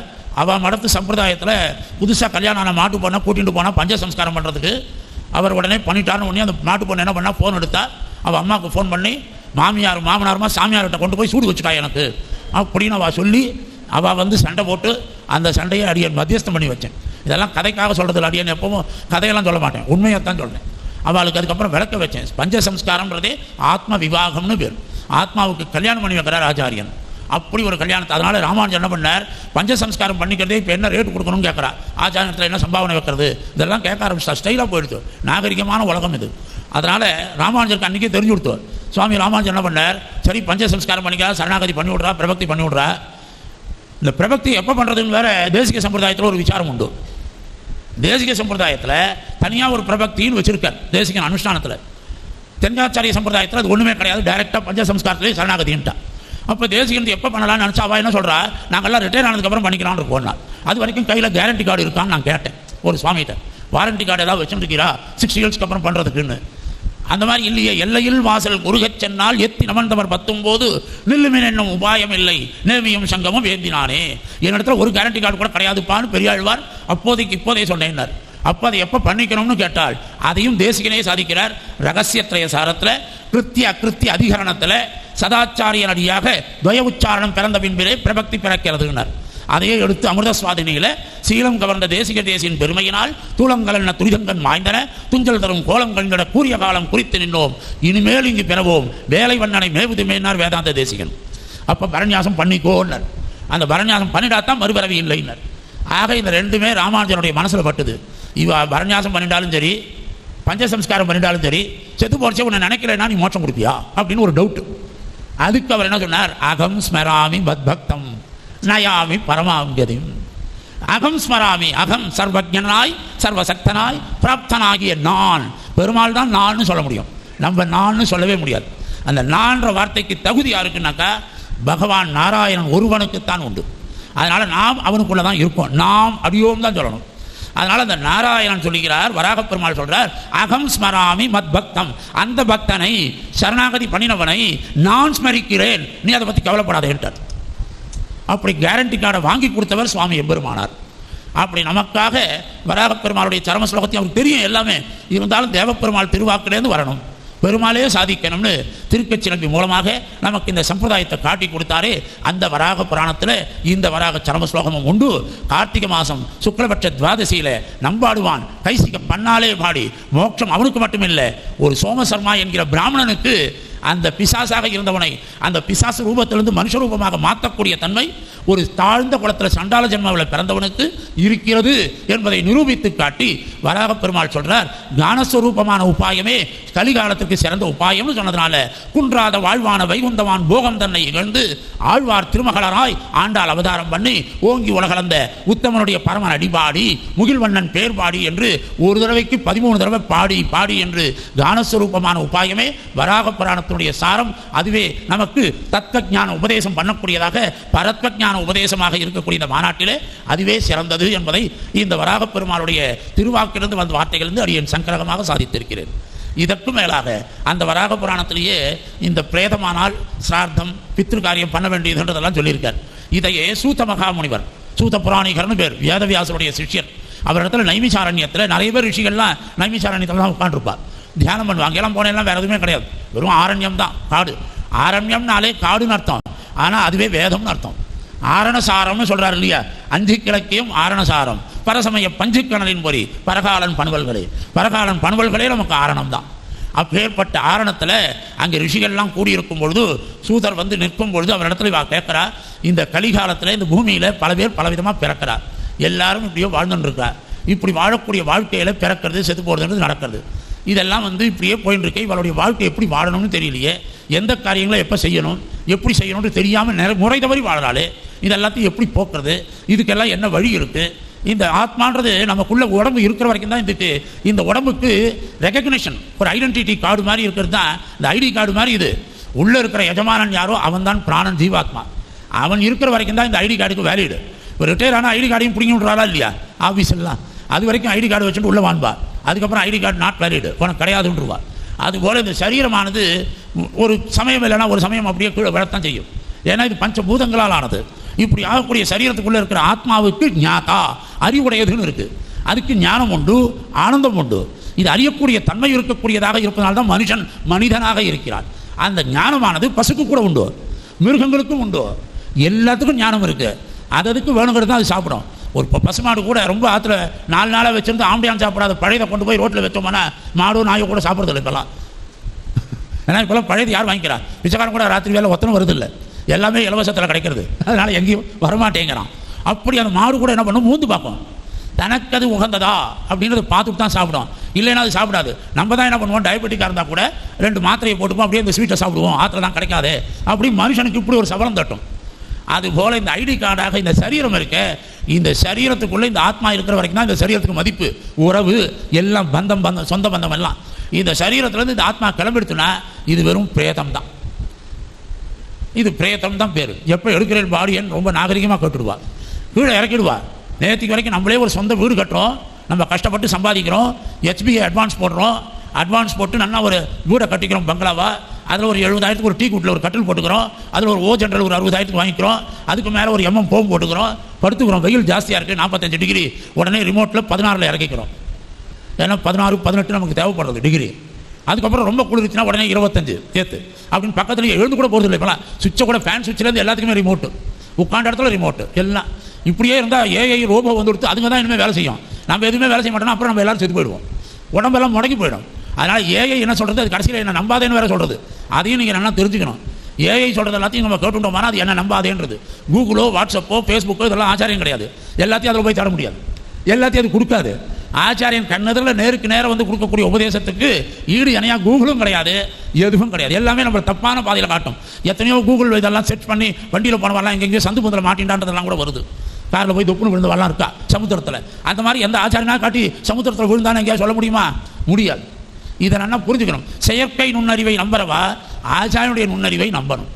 அதனால தான் இந்த சரீரமானது இந்த ரிமோட்டை வச்சுட்டு நம்ம எல்லாத்தையும் ஆப்ரேட் பண்ணுறோமே. இப்போ நம்ம திடீர்னு போயிட்டோம்னு வச்சுக்கோங்க, இப்போ ஒரு கேள்வி, அதில் நம்ம செத்து போயிடுறோம். அந்த நேரம் நம்மளை வந்து பார்த்துட்டான்னு வச்சுக்கோங்க, இல்லைன்னா அப்படியே கிடக்கும். அப்படி ஒரு வேளை வந்து பார்த்துட்டானா என்ன பண்ணுவா, டாக்டரை கூப்பிட்டுட்டு ஐயோ இந்த மனுஷன் தான் கஷ்டப்பட்டு இந்த ஏசியில் இருந்ததே, அப்போ அந்த ஏசியை உடனே இறக்கி ஆஃப் பண்ணிவிடுவாளா? என்ன பண்ணுவா? ஏசியெல்லாம் அணைச்சி விட்றா. இப்போ நம்ம இவ்வளோ நாள் என்ஜாய் பண்ணோமே இந்த சுகம், அது சரீரத்துக்காக உள்ளே இருக்கிற ஆத்மாவுக்கா? நம்ம ஏசியில் உட்காந்துருந்தோமே 18 டிகிரியில் 25 போனோம், திருப்பி 18க்கு வரோம், மாற்றிக்கிறோம், ரொம்ப வெயிலேருந்து உள்ளே போனோடனே ஜில்லு ஜில்லுன்னு போய் உட்காந்துக்கிறோம், ஜில்லுன்னு ஜில் வாட்டர் சாப்பிட்றோம். இதெல்லாம் சரீரத்துக்கா ஆத்மாவுக்கா? இந்த சந்தேகம் இது எத்தனை பேரால் சொல்ல முடியும்? சரீரத்துக்கு. சரீரத்துக்குன்னு சொன்னால் அப்போ அந்த சரீரத்துலேருந்து இந்த ஆத்மா புறப்பட்டு போன உடனே அதே ஏசியில் அப்படியே வச்சிருக்க வேண்டியதானே அந்த கட்டிலோட. ஐயோ பாவம் அந்த சரீரம் தாங்காது, அது கொஞ்ச நாள் அப்படியே ஏசியிலே இருக்கட்டும், அது உடனே தூக்கி தெற்க பார்த்து தரையில் வச்சு விட்றாளே, அது தெற்க பார்த்து தரையில் உடனே வச்சுவிடு, இதுக்கு மேலே கட்டில் தூர போட முடியாதுன்றா. சோர்வினால் பொருள் வைத்தது உண்டாகில் சொல்லு சொல்லென்னு சுத்துமிருந்து ஆர்வினவிலும் வாய் திறவாதே அந்த காலம் அடைவதன் முன்னம். அப்போது தெற்க பார்த்து தரையில் சனப்பொழுதில் நம்மளை தூக்கியோட போட்டு விட்றா. நம்ம பெற்றதாக இருந்தாலும் சரி, யார் பார்த்தாலும் சரி, அவ்வளவுதான் நம்மளுடைய லைஃப் அந்த பாடிக்கு. இப்போ இதுலேருந்து என்ன தெரிகிறதுன்றதை நல்லா புரிஞ்சுக்கணும். உள்ளே இருக்கிற ஆத்மா தான் என்ஜாய் பண்ணிட்டு அந்த ஜில்லு தீர்த்தத்தையோ ஏசியையோ அந்த வலியையோ. சரீரத்துக்கு தான் வலிக்காத, செத்து போனதுக்கப்புறம் அதை கொடுத்துறா இல்லை, ஆனால் பார்க்கணும் சரீரத்தை கொடுத்துறால, அப்போ அதுக்கு வலிக்கும்னு நம்ம சொல்கிறோமா? அதுதான் உயிர் போயிடுத்தேன்றா. அப்போ அந்த உயிர் தான் அந்த சஃபரிங்ஸை என்ஜாய் பண்ணுறதோ, சுகத்தையோ என்ஜாய்மெண்ட்டையோ சஃபரிங்ஸையோ அனுபவிக்கிறதுக்கு தான் இந்த சரீரம். அப்போ சரீரமானது ஒரு சர்வெண்ட் போல, எஜமானனாக உள்ளே இருக்கிற ஆத்மா. அந்த ஆத்மாவுக்கு கமெண்ட் பண்ணுறது, இன்றைக்கி இந்த சத்சங்கத்துக்கு வா, இந்த கல்யாண மண்டபத்தில் உட்காந்து இதை கேளு அப்படின்னு சொன்னால் தான் வர முடியும். அதை கூட்டு கமெண்ட் பண்ணுறது மனசு தான் காரணம். அந்த மனசை நல்ல வழிப்படுத்தினா மார்க்கம் உண்டு, நடந்து வரத்துக்கோ மற்ற இதுக்கோ. அப்படி வந்து உட்காந்து இதெல்லாம் கேட்கும்படியாக நம்மளை பண்ணுறது இல்லையா? அப்போ உள்ளே இருக்கிற ஆத்மா தான் டைரக்டர். அந்த டைரக்டர் கிளம்பி போயிட்டாருன்னா இது ஒன்றும் கிடையாது. இப்போ இந்த சரீரி பாவத்தில் இந்த சரீரமானது பிறந்ததுலேருந்து இருக்கக்கூடிய அதே சரீரம் தான் வயசான கிழமாக இருக்கும்பொழுதும் அதே தான். இளமையில் எந்த சரீரமோ அதுதான் முதுமையிலையும். அப்படி இருக்கக்கூடிய சரீரத்தை விட்டு இது வியோகமாகும் பொழுது இந்த சரீரத்துக்கு மதிப்பு இல்லை. இது பிரேதம், இதுக்கு உண்டான பித்ருன்னு அந்த இடத்துக்கு வந்துடுறது. அந்த பித்ருக்களுக்கு உண்டான கர்மங்களை செய்யணும். இதுதான் ஆச்சாரியன் சுவாமி வந்து சரம ஸ்லோகம் எழுதி கொடுத்துட்டார். ஒரு டைரெக்டாக மோட்சத்துக்கு போயிட்டார் அப்படின்னு எழுதிட்டா, ஆச்சாரியன் திருப்படி அடைஞ்சிட்டார், இனிமேல் எல்லாம் கவலை இல்லைன்னு சொல்லிட்டு அடுத்த நாள் காரியங்கள்லாம் பண்ணக்கூடாதான்னு கேட்டால் பண்ணணும். மாசியாதிகள்லாம் பண்ணணும். தஸ்மாத் பிரமாணம் சாஸ்திரம்னு கண்ணனே சொல்கிறார். சாஸ்திரத்தில் சொன்னதை நம்ம செய்யணும். அம்மா அப்பா தான் மோட்சம் போயிட்டான்னு எழுதி கொடுத்துட்டாலே சரம ஸ்லோகம் நானே படிச்சுட்டேனே அப்படின்னு விட்டுற முடியாது. அதெல்லாத்தையும் சொல்ல வந்தது தான் கருட புராணம். இந்த சூதர் என்ன சொல்கிறாருன்னா, நீங்கள் கேட்ட கேள்வியெல்லாம் ஸ்ரீமன் நாராயணன் இடத்துல கருடனே போய் கேட்டு வந்தார். கருடனும் அவருமா பேசின சம்வாதங்கள் தான் கருட புராணம். இதுவும் 12,009 ஸ்லோகம் இருக்குது கருட புராணம். அந்த ஸ்லோகங்கள்லாம் இப்போ நம்ம கையில் வடமொழியில் மட்டும்தான் இருக்குது. தமிழ் படுத்தி எங்கேயுமே கிடையாது. தமிழில் ஏன்னா யாருக்கும் இது புரியாதுன்னு விட்டுட்டா போடுது. அதனால் தமிழில் வியாக்கியானம் இல்லை, இந்தியில் இருக்குது. 12,009 ஸ்லோகங்கள் இருக்குது. அடியன் வச்சுருக்கேன். அது அத்தனையும் 12,009லையும் எல்லாத்தையும் வியாக்கியானமே பண்ணியிருக்கா அந்த பக்கத்தில் இருக்கிறவா. இந்த பக்கத்தில் தமிழ்நாட்டில் அது அதிகம் பண்ணலை. தமிழில் யாரும் வியாக்கியானம் பண்ணலை. வெறும் கதையாக ஒரு 32 அத்தியாயத்துக்கு ஒரு 2 பேர் பிரசுரம் போட்டு 1,200 விற்றுருக்கா. அந்த கருட புராணம் செத்துப்போனத்தில் மட்டும் படிக்கலாம் அப்படின்னு நினச்சிட்டு சொல்கிறேன். அப்படி கிடையாது, எல்லா நேரத்துலையும் படிக்கலாம். ஆர்த்தி பிரபந்தமும் அப்படி தான், நித்திய அனுசந்தானம் பண்ண வேண்டிய பிரபந்தம் அது. இதெல்லாம் நிறைய பேருக்கு தெரியறதில்லை. கருடன்னாலே யார்? வேதாத்மா விககேஸ்வரோ யவனிகா மாயா ஜெகன்மோகினி. வேதஸ்வரூபமாக இருக்கக்கூடியவன் வேதாத்மா. வேதஸ்வரூபியாக பெரிய பெருமாள், பெரிய திருவடி. பாருங்க, நம்ம ஊரில் எல்லாமே பெருசு பெருசாக இருக்கும். அப்பேற்பட்ட பெரிய திருவடி, அவருடைய இதிலேயே வேதம் பிரதிபாதிக்கக்கூடிய பிரதிபாத்தியனாக இருக்கக்கூடியவன் பெரிய பெருமாள். அப்போ கருடன் என்ன பண்ணானா, சத்தியலோகம் பிரம்மலோகம் பூலோகம் எல்லாம் சுற்றி பார்க்குறான். எல்லா இடமும் சுற்றிட்டு வந்துட்டு தான் பெருமாளை வந்து கேட்குறான், இந்த பூலோகம் நன்னா தான் இருக்குது, மங்களகரமாக இருக்குது, சில இடங்கள் நன்னா இருக்குது, சில இடங்கள் நன்னா இல்லையே, இப்படி எல்லா இடமும் இப்படி மாறி மாறி இருக்குது, இந்த ஜனங்கள்லாம் இப்படி இருக்காளே சம்சாரிகள், இதுங்கள்லாம் எப்படி நம்ம கடை தேர்த்துறது அப்படின்னு கேட்டு தான் அந்த கருட புராணத்தில் அதுக்கப்புறம் கருடனுக்கு நாராயணன் உபதேசம் பண்ணி தான் இந்த பிரேதம் இது செத்து போனால் என்ன நடக்கணும், பித்ரு காரியங்கள் இதெல்லாம், இந்த பிரேதத்தை எப்படி வெறும் தரையில் போடுறதா, அதுக்கு மேலே ஒரு தர்பம் வைக்கணும், மூங்கில் இதில் ஏன் வைக்கணும், இதெல்லாம் ஒவ்வொரு சாஸ்திரங்களையும் தெரிஞ்சுக்கணும்னா நம்மளுடைய மகரிஷிகளும் ஞானிகளும் புராணத்திலையும் இருக்கக்கூடியதெல்லாம் எடுத்து பார்க்கணும். நமக்கு அதுக்கெல்லாம் அவகாசமே கிடையாது. நமக்கு சீரியல், ஒப்பாரி சீரியல் பார்க்குற அளவுக்கு இதெல்லாம் படிக்கிறதுக்கு நேரம் கிடையாது. ஏன்னா சாயங்கால பொழுதுல சந்தியா என்ன பண்ணுவான், அசுர வேலைன்னு வேறுது. அந்த நேரத்தில் தான் ஒப்பாரி சீரியல்லாம் வைப்பான். அதெல்லாத்தையும் அதுவும் நல்ல வெள்ளிக்கிழமை நாள்கிழமை அந்த நேரத்தில் தான் அதை வைப்பான். அந்த மாதிரி இதெல்லாத்தையும் நம்ம விட்டுவிட்டு இந்த மாதிரி சம்பிரதாய விஷயங்களை ஏதோ ஒரு குறிப்பிட்ட, இப்போ என்ன எடுத்துனா பிராமண வர்க்கமே எப்படி ஆயிடுத்துனாக்கா, ஒரு குறிப்பிட்ட பிராமணன் தான் இதெல்லாம் படிக்கணும், அவெல்லாம் வைதிக பிராமணன், நாங்கள்லாம் லௌகிக பிராமணன் அப்படிங்கிற மாதிரி மாறிடுச்சு. வைதிக பிராமணனுக்கு பொண்ணே கொடுக்க மாட்டேங்கிறார். என்னை பார்த்துட்டு என் பிள்ளைக்கு கூட கொடுக்கல பொண்ணு. ஏன்னா இன்னைக்கு காலம் அந்த மாதிரி மாறின்னு இருக்கு. தலைவிரி கோலமாக பெண்கள் எல்லாம் இருக்கா. தலைவிரி கோலமாகவே இருக்கக்கூடாதுன்றது சாஸ்திரம். தலைவிரி கோலமே கூடாது. எந்த பெண்ணுக்கும் நம்ம சனாதன தர்மத்தில் தலைவிரி கோலம்ன்றது எப்போ இருக்கலாம்னா இந்த கருட புராணத்தில் போட்டுக்கிற நேரத்தில் தான். இந்த பிரேதம் இருக்கக்கூடிய இடத்துல தான் தலைவிரி கோலமாக இருக்கணும். ரிசப்ஷனுக்கே இன்றைக்கி அப்படி தான் வரா. தாலி கட்டக்கூடிய நாத்தனார் முடிச்சும் அப்படி தான் நடக்கிறது. பிசாசு மாதிரி ஏதோ கரடி மாதிரி இப்படி விட்டுண்டு வரா. இப்படியெல்லாம் பண்ணக்கூடாதுன்னு சாஸ்திரம் சொல்கிறது. சாஸ்திரங்களை மதிக்கணும். சாஸ்திர விஸ்வாசசாலி அப்படிங்கிறார் வேதாந்த தேசிகன். ஏன்னா அந்த சாஸ்திரத்தில் விஸ்வாசம் இல்லாத வாழ்க்கை சொல்லி பிரயோஜனம் இல்லை. கருட புராணமோ எதுவோ தெக்தமானகா அப்படின்னு ஒன்னொன்றுலையும் பரித்தியாகம் பண்ணணும். அப்படி வரணும். அந்த சம்பிரதாயத்தை வளர்க்கணும்னாக்கா இதில் இருக்கக்கூடிய இந்த சுவாமிக்கு இது கொடுத்தாருன்னா அது பெரிய பெருமாளுடைய திருவுள்ளம். இந்த புராணங்கள்லேருந்து இத்தனையும் எடுத்து எல்லாத்தையும் இந்த 40 இன்னா 40 இனிவை 40ன்றார் போல் இந்த 40 வித்வான்களை கூப்பிட்டு இந்த சகல சாஸ்திரங்களையும் ஒரு கிஃப்டாக கொடுத்து ஒரு அப்படி ஒரு கண்டென்ஸராக ஒரு ஜூஸ் போல், அந்த ஜூஸையும் இன்னும் கொஞ்சம் சின்னதாக கொடுக்கணும், கேப்சூல் போலேன்னு சொல்லி அடியேன்னு இப்படி ஒரு கூப்பிட்டு கொடுத்துருக்காருன்னா அது அவருடைய பரந்த மனப்பான்மையில் பெருமாளுடைய பரந்த திருவுள்ளத்தால் வந்திருக்கிறது. இந்த கருட புராணமும் அந்த பிரேதம் பித்ரு காரியங்கள் இதெல்லாத்தையும் செஞ்சு யாரெல்லாம் சத்காரியங்களையும் அறநெறி வழிகளையும் நடக்கிறாளோ, யாரெல்லாம் என்னை நல்லபடியாக சரணாகதி பண்ணி வாழ்கிறார்களோ, அந்த ஆச்சாரியன் திருவடிகளையே தஞ்சமாக யார் பத்து இருக்கிறார்களோ அவர்களுக்கெல்லாம் நான் பரமாத்மாவான நான் பரமகதியை கொடுக்கிறேன். அச்சாதி மார்க்கத்தில் அழைச்சிட்டு போய் அவர்களை என்னோடு சேர்த்து என்னை போலவே ஆக்கிறேன். சாலோக்கிய சாமிப்பிய சாரூஜ்ய சாயுஜ்யன்னு எல்லா விதமான நிலைகளையும் அவர்களுக்கு கொடுத்து என் சொத்தை பூரா வாழ்க்கை எழுதி வச்சுடுறேன்றான். இப்போ அப்பா கஷ்டப்பட்டு சம்பாதித்த சொத்து இருந்தால் அந்த சொத்தை அப்பா உயிரோட வச்சு எழுதி கொடுன்னு நம்ம கேட்க வேண்டாம். அப்பா போனதுக்கப்புறம் ஆட்டோமேட்டிக்காக ஒரு தாசில்தார்ட்ட ஒரு சர்டிஃபிகேட் வாங்கிட்டு லீகல் ஏர் சர்டிஃபிகேட் வாங்கிட்டு கொண்டு போய் கொடுத்தா உடனே மாற்றி கொடுத்துட்றார். அதுபோல் இந்த ராமானுஜர் என்ன பண்ணாருன்னா லீலா விபூதி நித்திய விபூதி ரெண்டுத்தையும் அப்போவே ட்ரான்ஸ்ஃபர் ஆஃப் ப்ராப்பர்ட்டி ஆக்ட் வரதுக்கு முன்னாடியே பெரிய பெருமாள் சொத்தை எழுதி கொடுத்துட்டார். பரமபதமே ராமானுஜர் இடத்துல இல்லை, தனக்கு பரமபதம் கிடையாதுன்ட்டார். ராமானுஜ சித்தாந்தமே அதில் தான் இருக்குது. ஏன்னா ஸ்ரீ விஷ்ணுலோக மணிமண்டப மார்க்கதாயி ராமானுஜோ விஜயதே எதிராஜ ராஜகான்னர். ராமானுஜரிடத்தில் பரமபதத்தை கொடுத்ததாக அமுதனார் சாதிக்கிறார். எப்படின்னாக்கா டைரெக்டாக பெருமாள் இடத்துல பரமபதம் போகணும்னா பெருமாளுடைய மெயின் என்ட்ரன்ஸ் இருக்குது, நம்ம ஊர் பரமபத வாசல் மாதிரி. ரொம்ப கஷ்டம், எல்லாரும் உள்ளே போக முடியாது. Fixed price, no bargaining, admission restricted, no credit card or EMI ப்ளீஸ்னு போர்டு போட்டிருக்கான் பெருமாள். அனுமதி குறிப்பிட்டவர்களுக்கு மட்டும்னு. அதனால் ஒரு பையன் உள்ளே போல. அங்கே ஒருத்தன் போனான், ஒரு வாஸ்து தெரிஞ்சவன். அவன் போன உடனே பெருமாள் கேட்டார், வியசனேஷு மனுஷியானாம் பிரசம்பவதி துக்கிதகா, நான் ரொம்ப துக்கப்பட்டு இருக்கேன், ஒரு பையன் வரமாட்டேங்கிறான், எல்லாரும் பூலோகத்திலே இருக்கா, ஃப்ளாட் மேலேயே ஃப்ளாட் கட்டின்னு இருக்கான், இண்டிபெண்டன்ட் பங்களா கட்டிக்கிறான் பரமபதத்தில், ஒரு பையன் வரமாட்டேங்கிறான். என்ன இல்லை வாஸ்து சரியில்லை சுவாமின்ட்டான் அவன். என்ன வாஸ்து சரியில்லைன்னா, நீ தான் போர்டு போட்டிருக்கியே வாசல்லையே. ஏன்னா கண்ணனே கீதையில் என்ன சொல்கிறான், எஸ் சாஸ்திர விதியும் உத்ருஜ்ய வர்த்ததே காமகாரதகா நச சித்தி நவாப்னோதி, எனக்கு உனக்கு பரமபதமே கொடுக்க மாட்டேன்னு சொல்லிட்டான், சாஸ்திரத்தை மீறி நடக்கிறேன்னு. அதனால் அவன் என்ன பண்ணால் பரமபதம் எல்லாரும் வரமாட்டான்னா. அப்போ என்ன பண்ணுறதுன்னா, நான் அவதாரம் எடுக்கலாமான்னார் பெருமாள். நீ அவதாரம் எடுத்தால் ஒரு பையன் நம்ப மாட்டான்.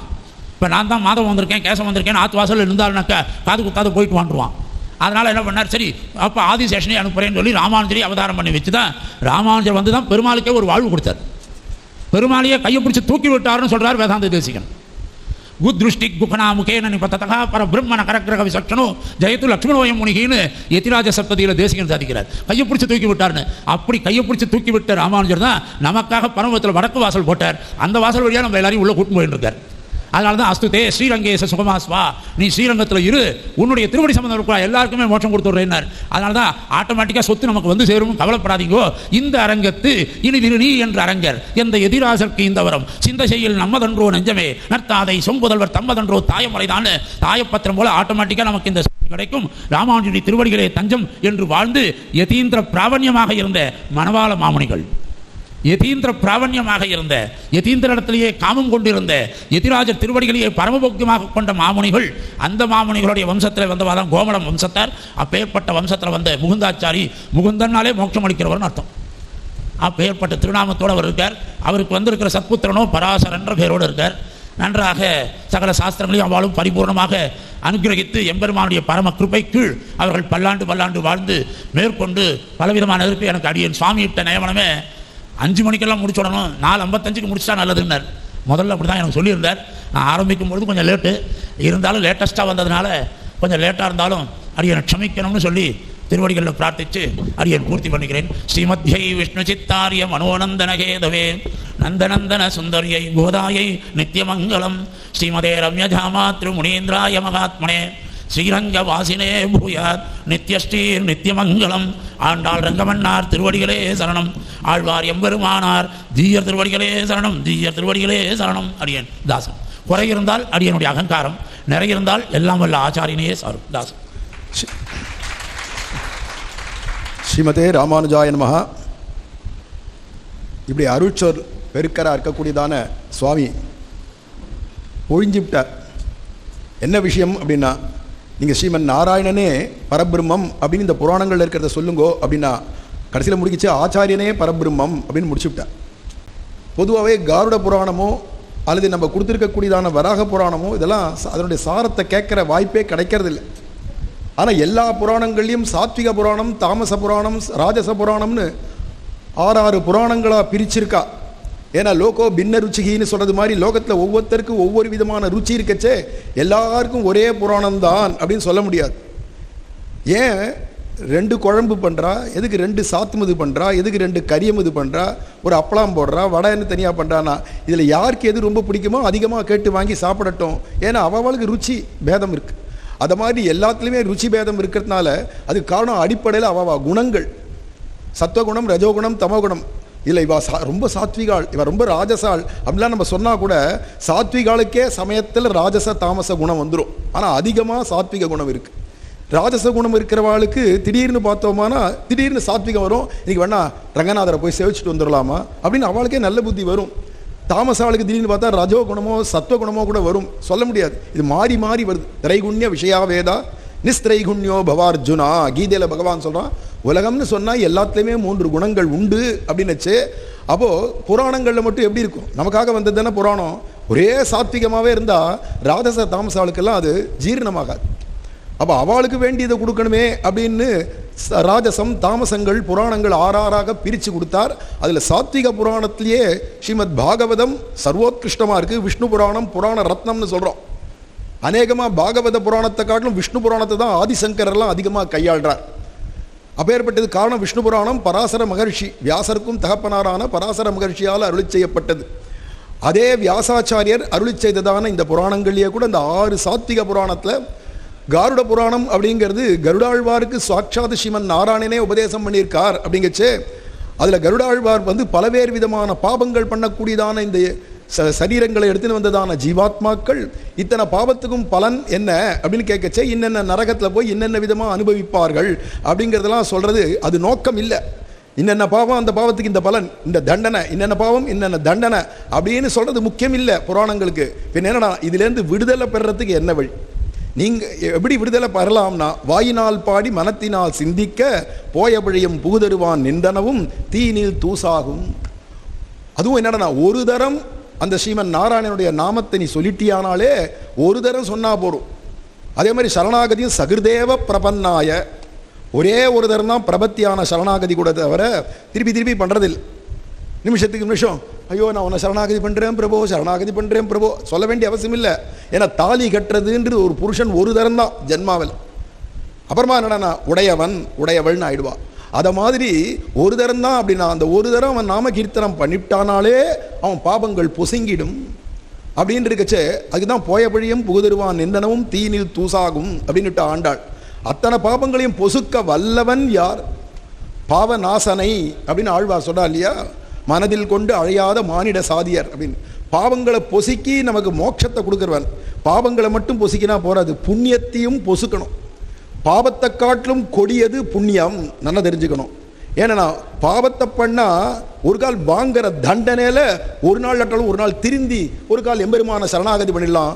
புண்ணியம் பண்ணிட்டா பலன் சுகமாக இருக்கிறதுனால ஆஹா சௌக்கியம் கிடைக்கிறது, இன்னும் புண்ணியம் பண்ணுவோம், திருப்பி சௌக்கியம், திருப்பி புண்ணியம் பண்ணுவோம்னு புனரப்பி ஜனனம் புனரப்பி மரணம்னு இதுலேயே தான் சைக்கிளில் சுழன் இருப்பான். அப்போ பின்ன சாஸ்திரங்கள் எல்லாம் புண்ணியத்தை பண்ணுன்னு சொல்லியிருக்கே. அதுக்கு காரணம் என்னடனா இத்தனை புண்ணியங்களும் சேர அல்ப பலன்களை விட்டுட்டு சத்சங்கத்துக்கு சேர்றதுக்காக தான் இந்த புண்ணியத்துக்கு கடைசி பலனே.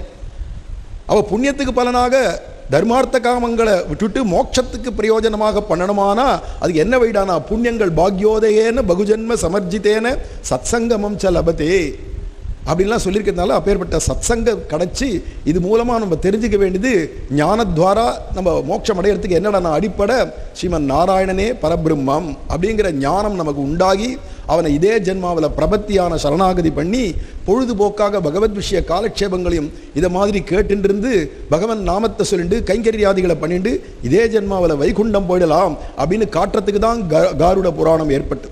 அதே மாதிரி தான் வராக புராணத்தையும் சுவாமி சுருக்கமாகவே சொல்லிட்டார். ஏன்னா இருக்கிற அவகாசம் 3/4 மணி நேரத்தில் நீ சொல்லுன்னா ஒவ்வொன்றும் 15,000 ஸ்லோகம் 20,000 ஸ்லோகம் இருக்குது.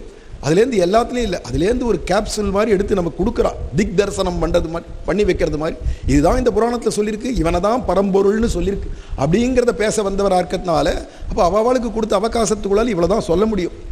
அப்படிங்கிறச்ச அதுலேயும் என்னடா நல்ல நிலைமையில் இருக்கச்சவே நம்மளாம் நல்ல நிலைமையில் இருக்கோம், நடமாடுறோம், பேசுகிறோம், கண்ணு பார்க்கறது, காது கேட்கறது, மூக்கு முகர்றது, நாக்கு சுவைக்கிறது, தோல் உணர்றது, இத்தனையும் இருக்கே. இந்த நல்ல நிலைமையில் இருக்கச்சேவே எவன் ஒருவன் என்னை நினச்சிப்டானோ அதுவும் விஸ்வரூபம் ச மாம் அஜம் பிறப்பிறப்பில்லாததான அஜனாகிய என்ன, அதுவும் திருவிக்கிரமனாக இருக்கக்கூடிய என்ன அப்பேற்பட்டதான இந்த ரங்கநாதனை நினச்சிப்டோம் நல்ல நிலைமையிலேன்னு சொன்னால் அப்போ உயிர் போச்சே. நம்ம கட்டையும் போலும் கல்லும் போலும் அப்படியே கடந்து கொரன்னு கண்டம் அடைக்கிறச்சே அந்த சந்தர்ப்பத்தில் யார் இப்போ நம்ம எங்கே போகிறோம், நமக்கு என்ன கதி, யார் எப்படி அழைச்சின்னு போவாளோ அப்படிங்கிற ஸ்திதியில் காஷ்டபாஷான சந்நிபம் அகம் ஸ்மராமி.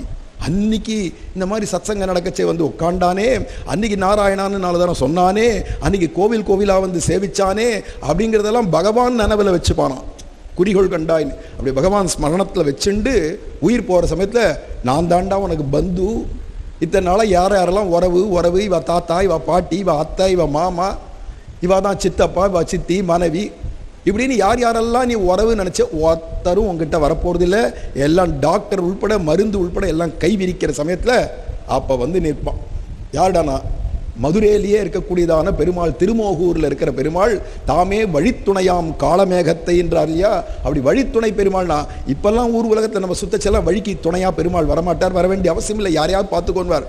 பிராண பிரயாண சமயேன்றச்சே அந்த சமயத்தில் நான் வருவேன், நான் தான் உண்மையான பந்து உனக்கு, நான் வந்து அகம் ஸ்மராமி, நீ என்னை மறந்த நிலைமையில இருப்ப, ஒரு கால் கோமா ஸ்டேஜில் கூட இருப்ப, ஆனால் உன்னை நான் மறக்காத வந்து அகம் ஸ்மராமி, உன்னை ஸ்மரித்து நயாமி பரமாங்கதி, சாட்சாத் பரமகதியான வைகுண்டத்துக்கு உன்னை நான் அழைச்சின்னு போயிடுவேன் அப்படின்னு வராகப் பெருமாள் பூமி பிராட்டிக்கு சத்தியசபதம் பண்ணி சொல்றது மாதிரி இந்த சரம ஸ்லோகத்தை சொன்னார். அப்படின்னா இந்த அவதாரத்திலையும் கீதை மட்டும்தான் கண்ணன் உபதேசம் பண்ணான்னு கிருஷ்ணாவதாரத்தில் தான் இல்லை, வராகப் பெருமாளும் சகல யோகங்களையும் சொல்லிட்டு தான் கடைசியில் இதில் கொண்டு வந்து முடித்தார். அப்பேற்பட்டதான கான ரூபமானது தான் உபாயம், ரொம்ப சுலபம் அப்படின்னும் உயர்ந்தது உத்கிருஷ்டமானது அப்படின்னு பராசர பட்டர் வியாக்கியானம் பண்ணார். பஜனை பண்ணணும், நிறைய கீர்த்தனம், பாடீர் அவன் நாமம் வீடே பெறலாமே அப்படின்னு அந்த நாம சங்கீர்த்தனத்தை பண்ணின்றவன் யார் கீர்த்தனம் பண்ணிட்டு இருக்காளோ அவளுக்கு நல்ல நிலைமையில இருக்க தான் கீர்த்தனம் பண்ண முடியும். உயிர் போச்சு நான் வரேன் உனக்கு மோட்சத்துக்கு அழிச்சுன்னு போயிடுறேன் அப்படின்னு சொல்றதானா இந்த வார்த்தையை இன்னொரு தெய்வத்தால் சொல்ல முடியாது. அதுதான் அங்கே விஷ்ணு பரத்வம் சுவாமி சாதிச்சது. இந்த வார்த்தையை நான் நினைவில் வச்சுட்டு உன்னை வைகுண்டத்துக்கு அழிச்சுன்னு போவேன்னு வைகுண்டாதிபதியால் மட்டும்தான் சொல்ல முடியும், மற்ற எந்த தெய்வங்களாலையும் சொல்ல முடியாதாக்கிறதுனால இந்த ஒரு வார்த்தையே போகும், இந்த சரம ஸ்லோகம் ஒன்னே போரும்.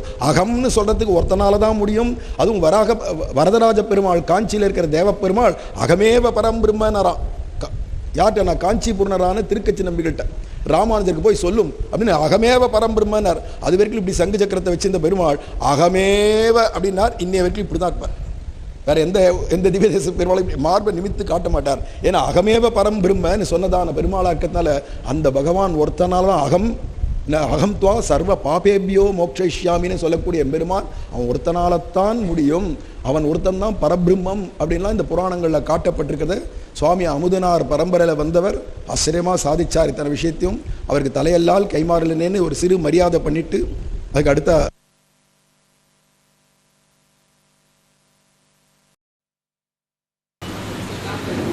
ஆனந்தோ பிரம்மே திவ்யஜானாதே ஆனந்தாத்யேவ கல்விமானி பூதானி ஜாயந்தே ஆனந்தேன ஜாதானி ஜீவந்தி ஆனந்தம் பிரயந்த்யபி சம்பிசந்தீதி சைஷா பார்கவி வாருணி வித்யா பரமேப்யோ மன் பிரதிஷ்டிதா ஏவம் வேத பிரதிஷ்டதி அன்னவானன்னாதோ பவதி மகான் பவதி பிரஜயா பசுபிர் பிரம்மவத்சசேன மகான் கீர்த்தியா.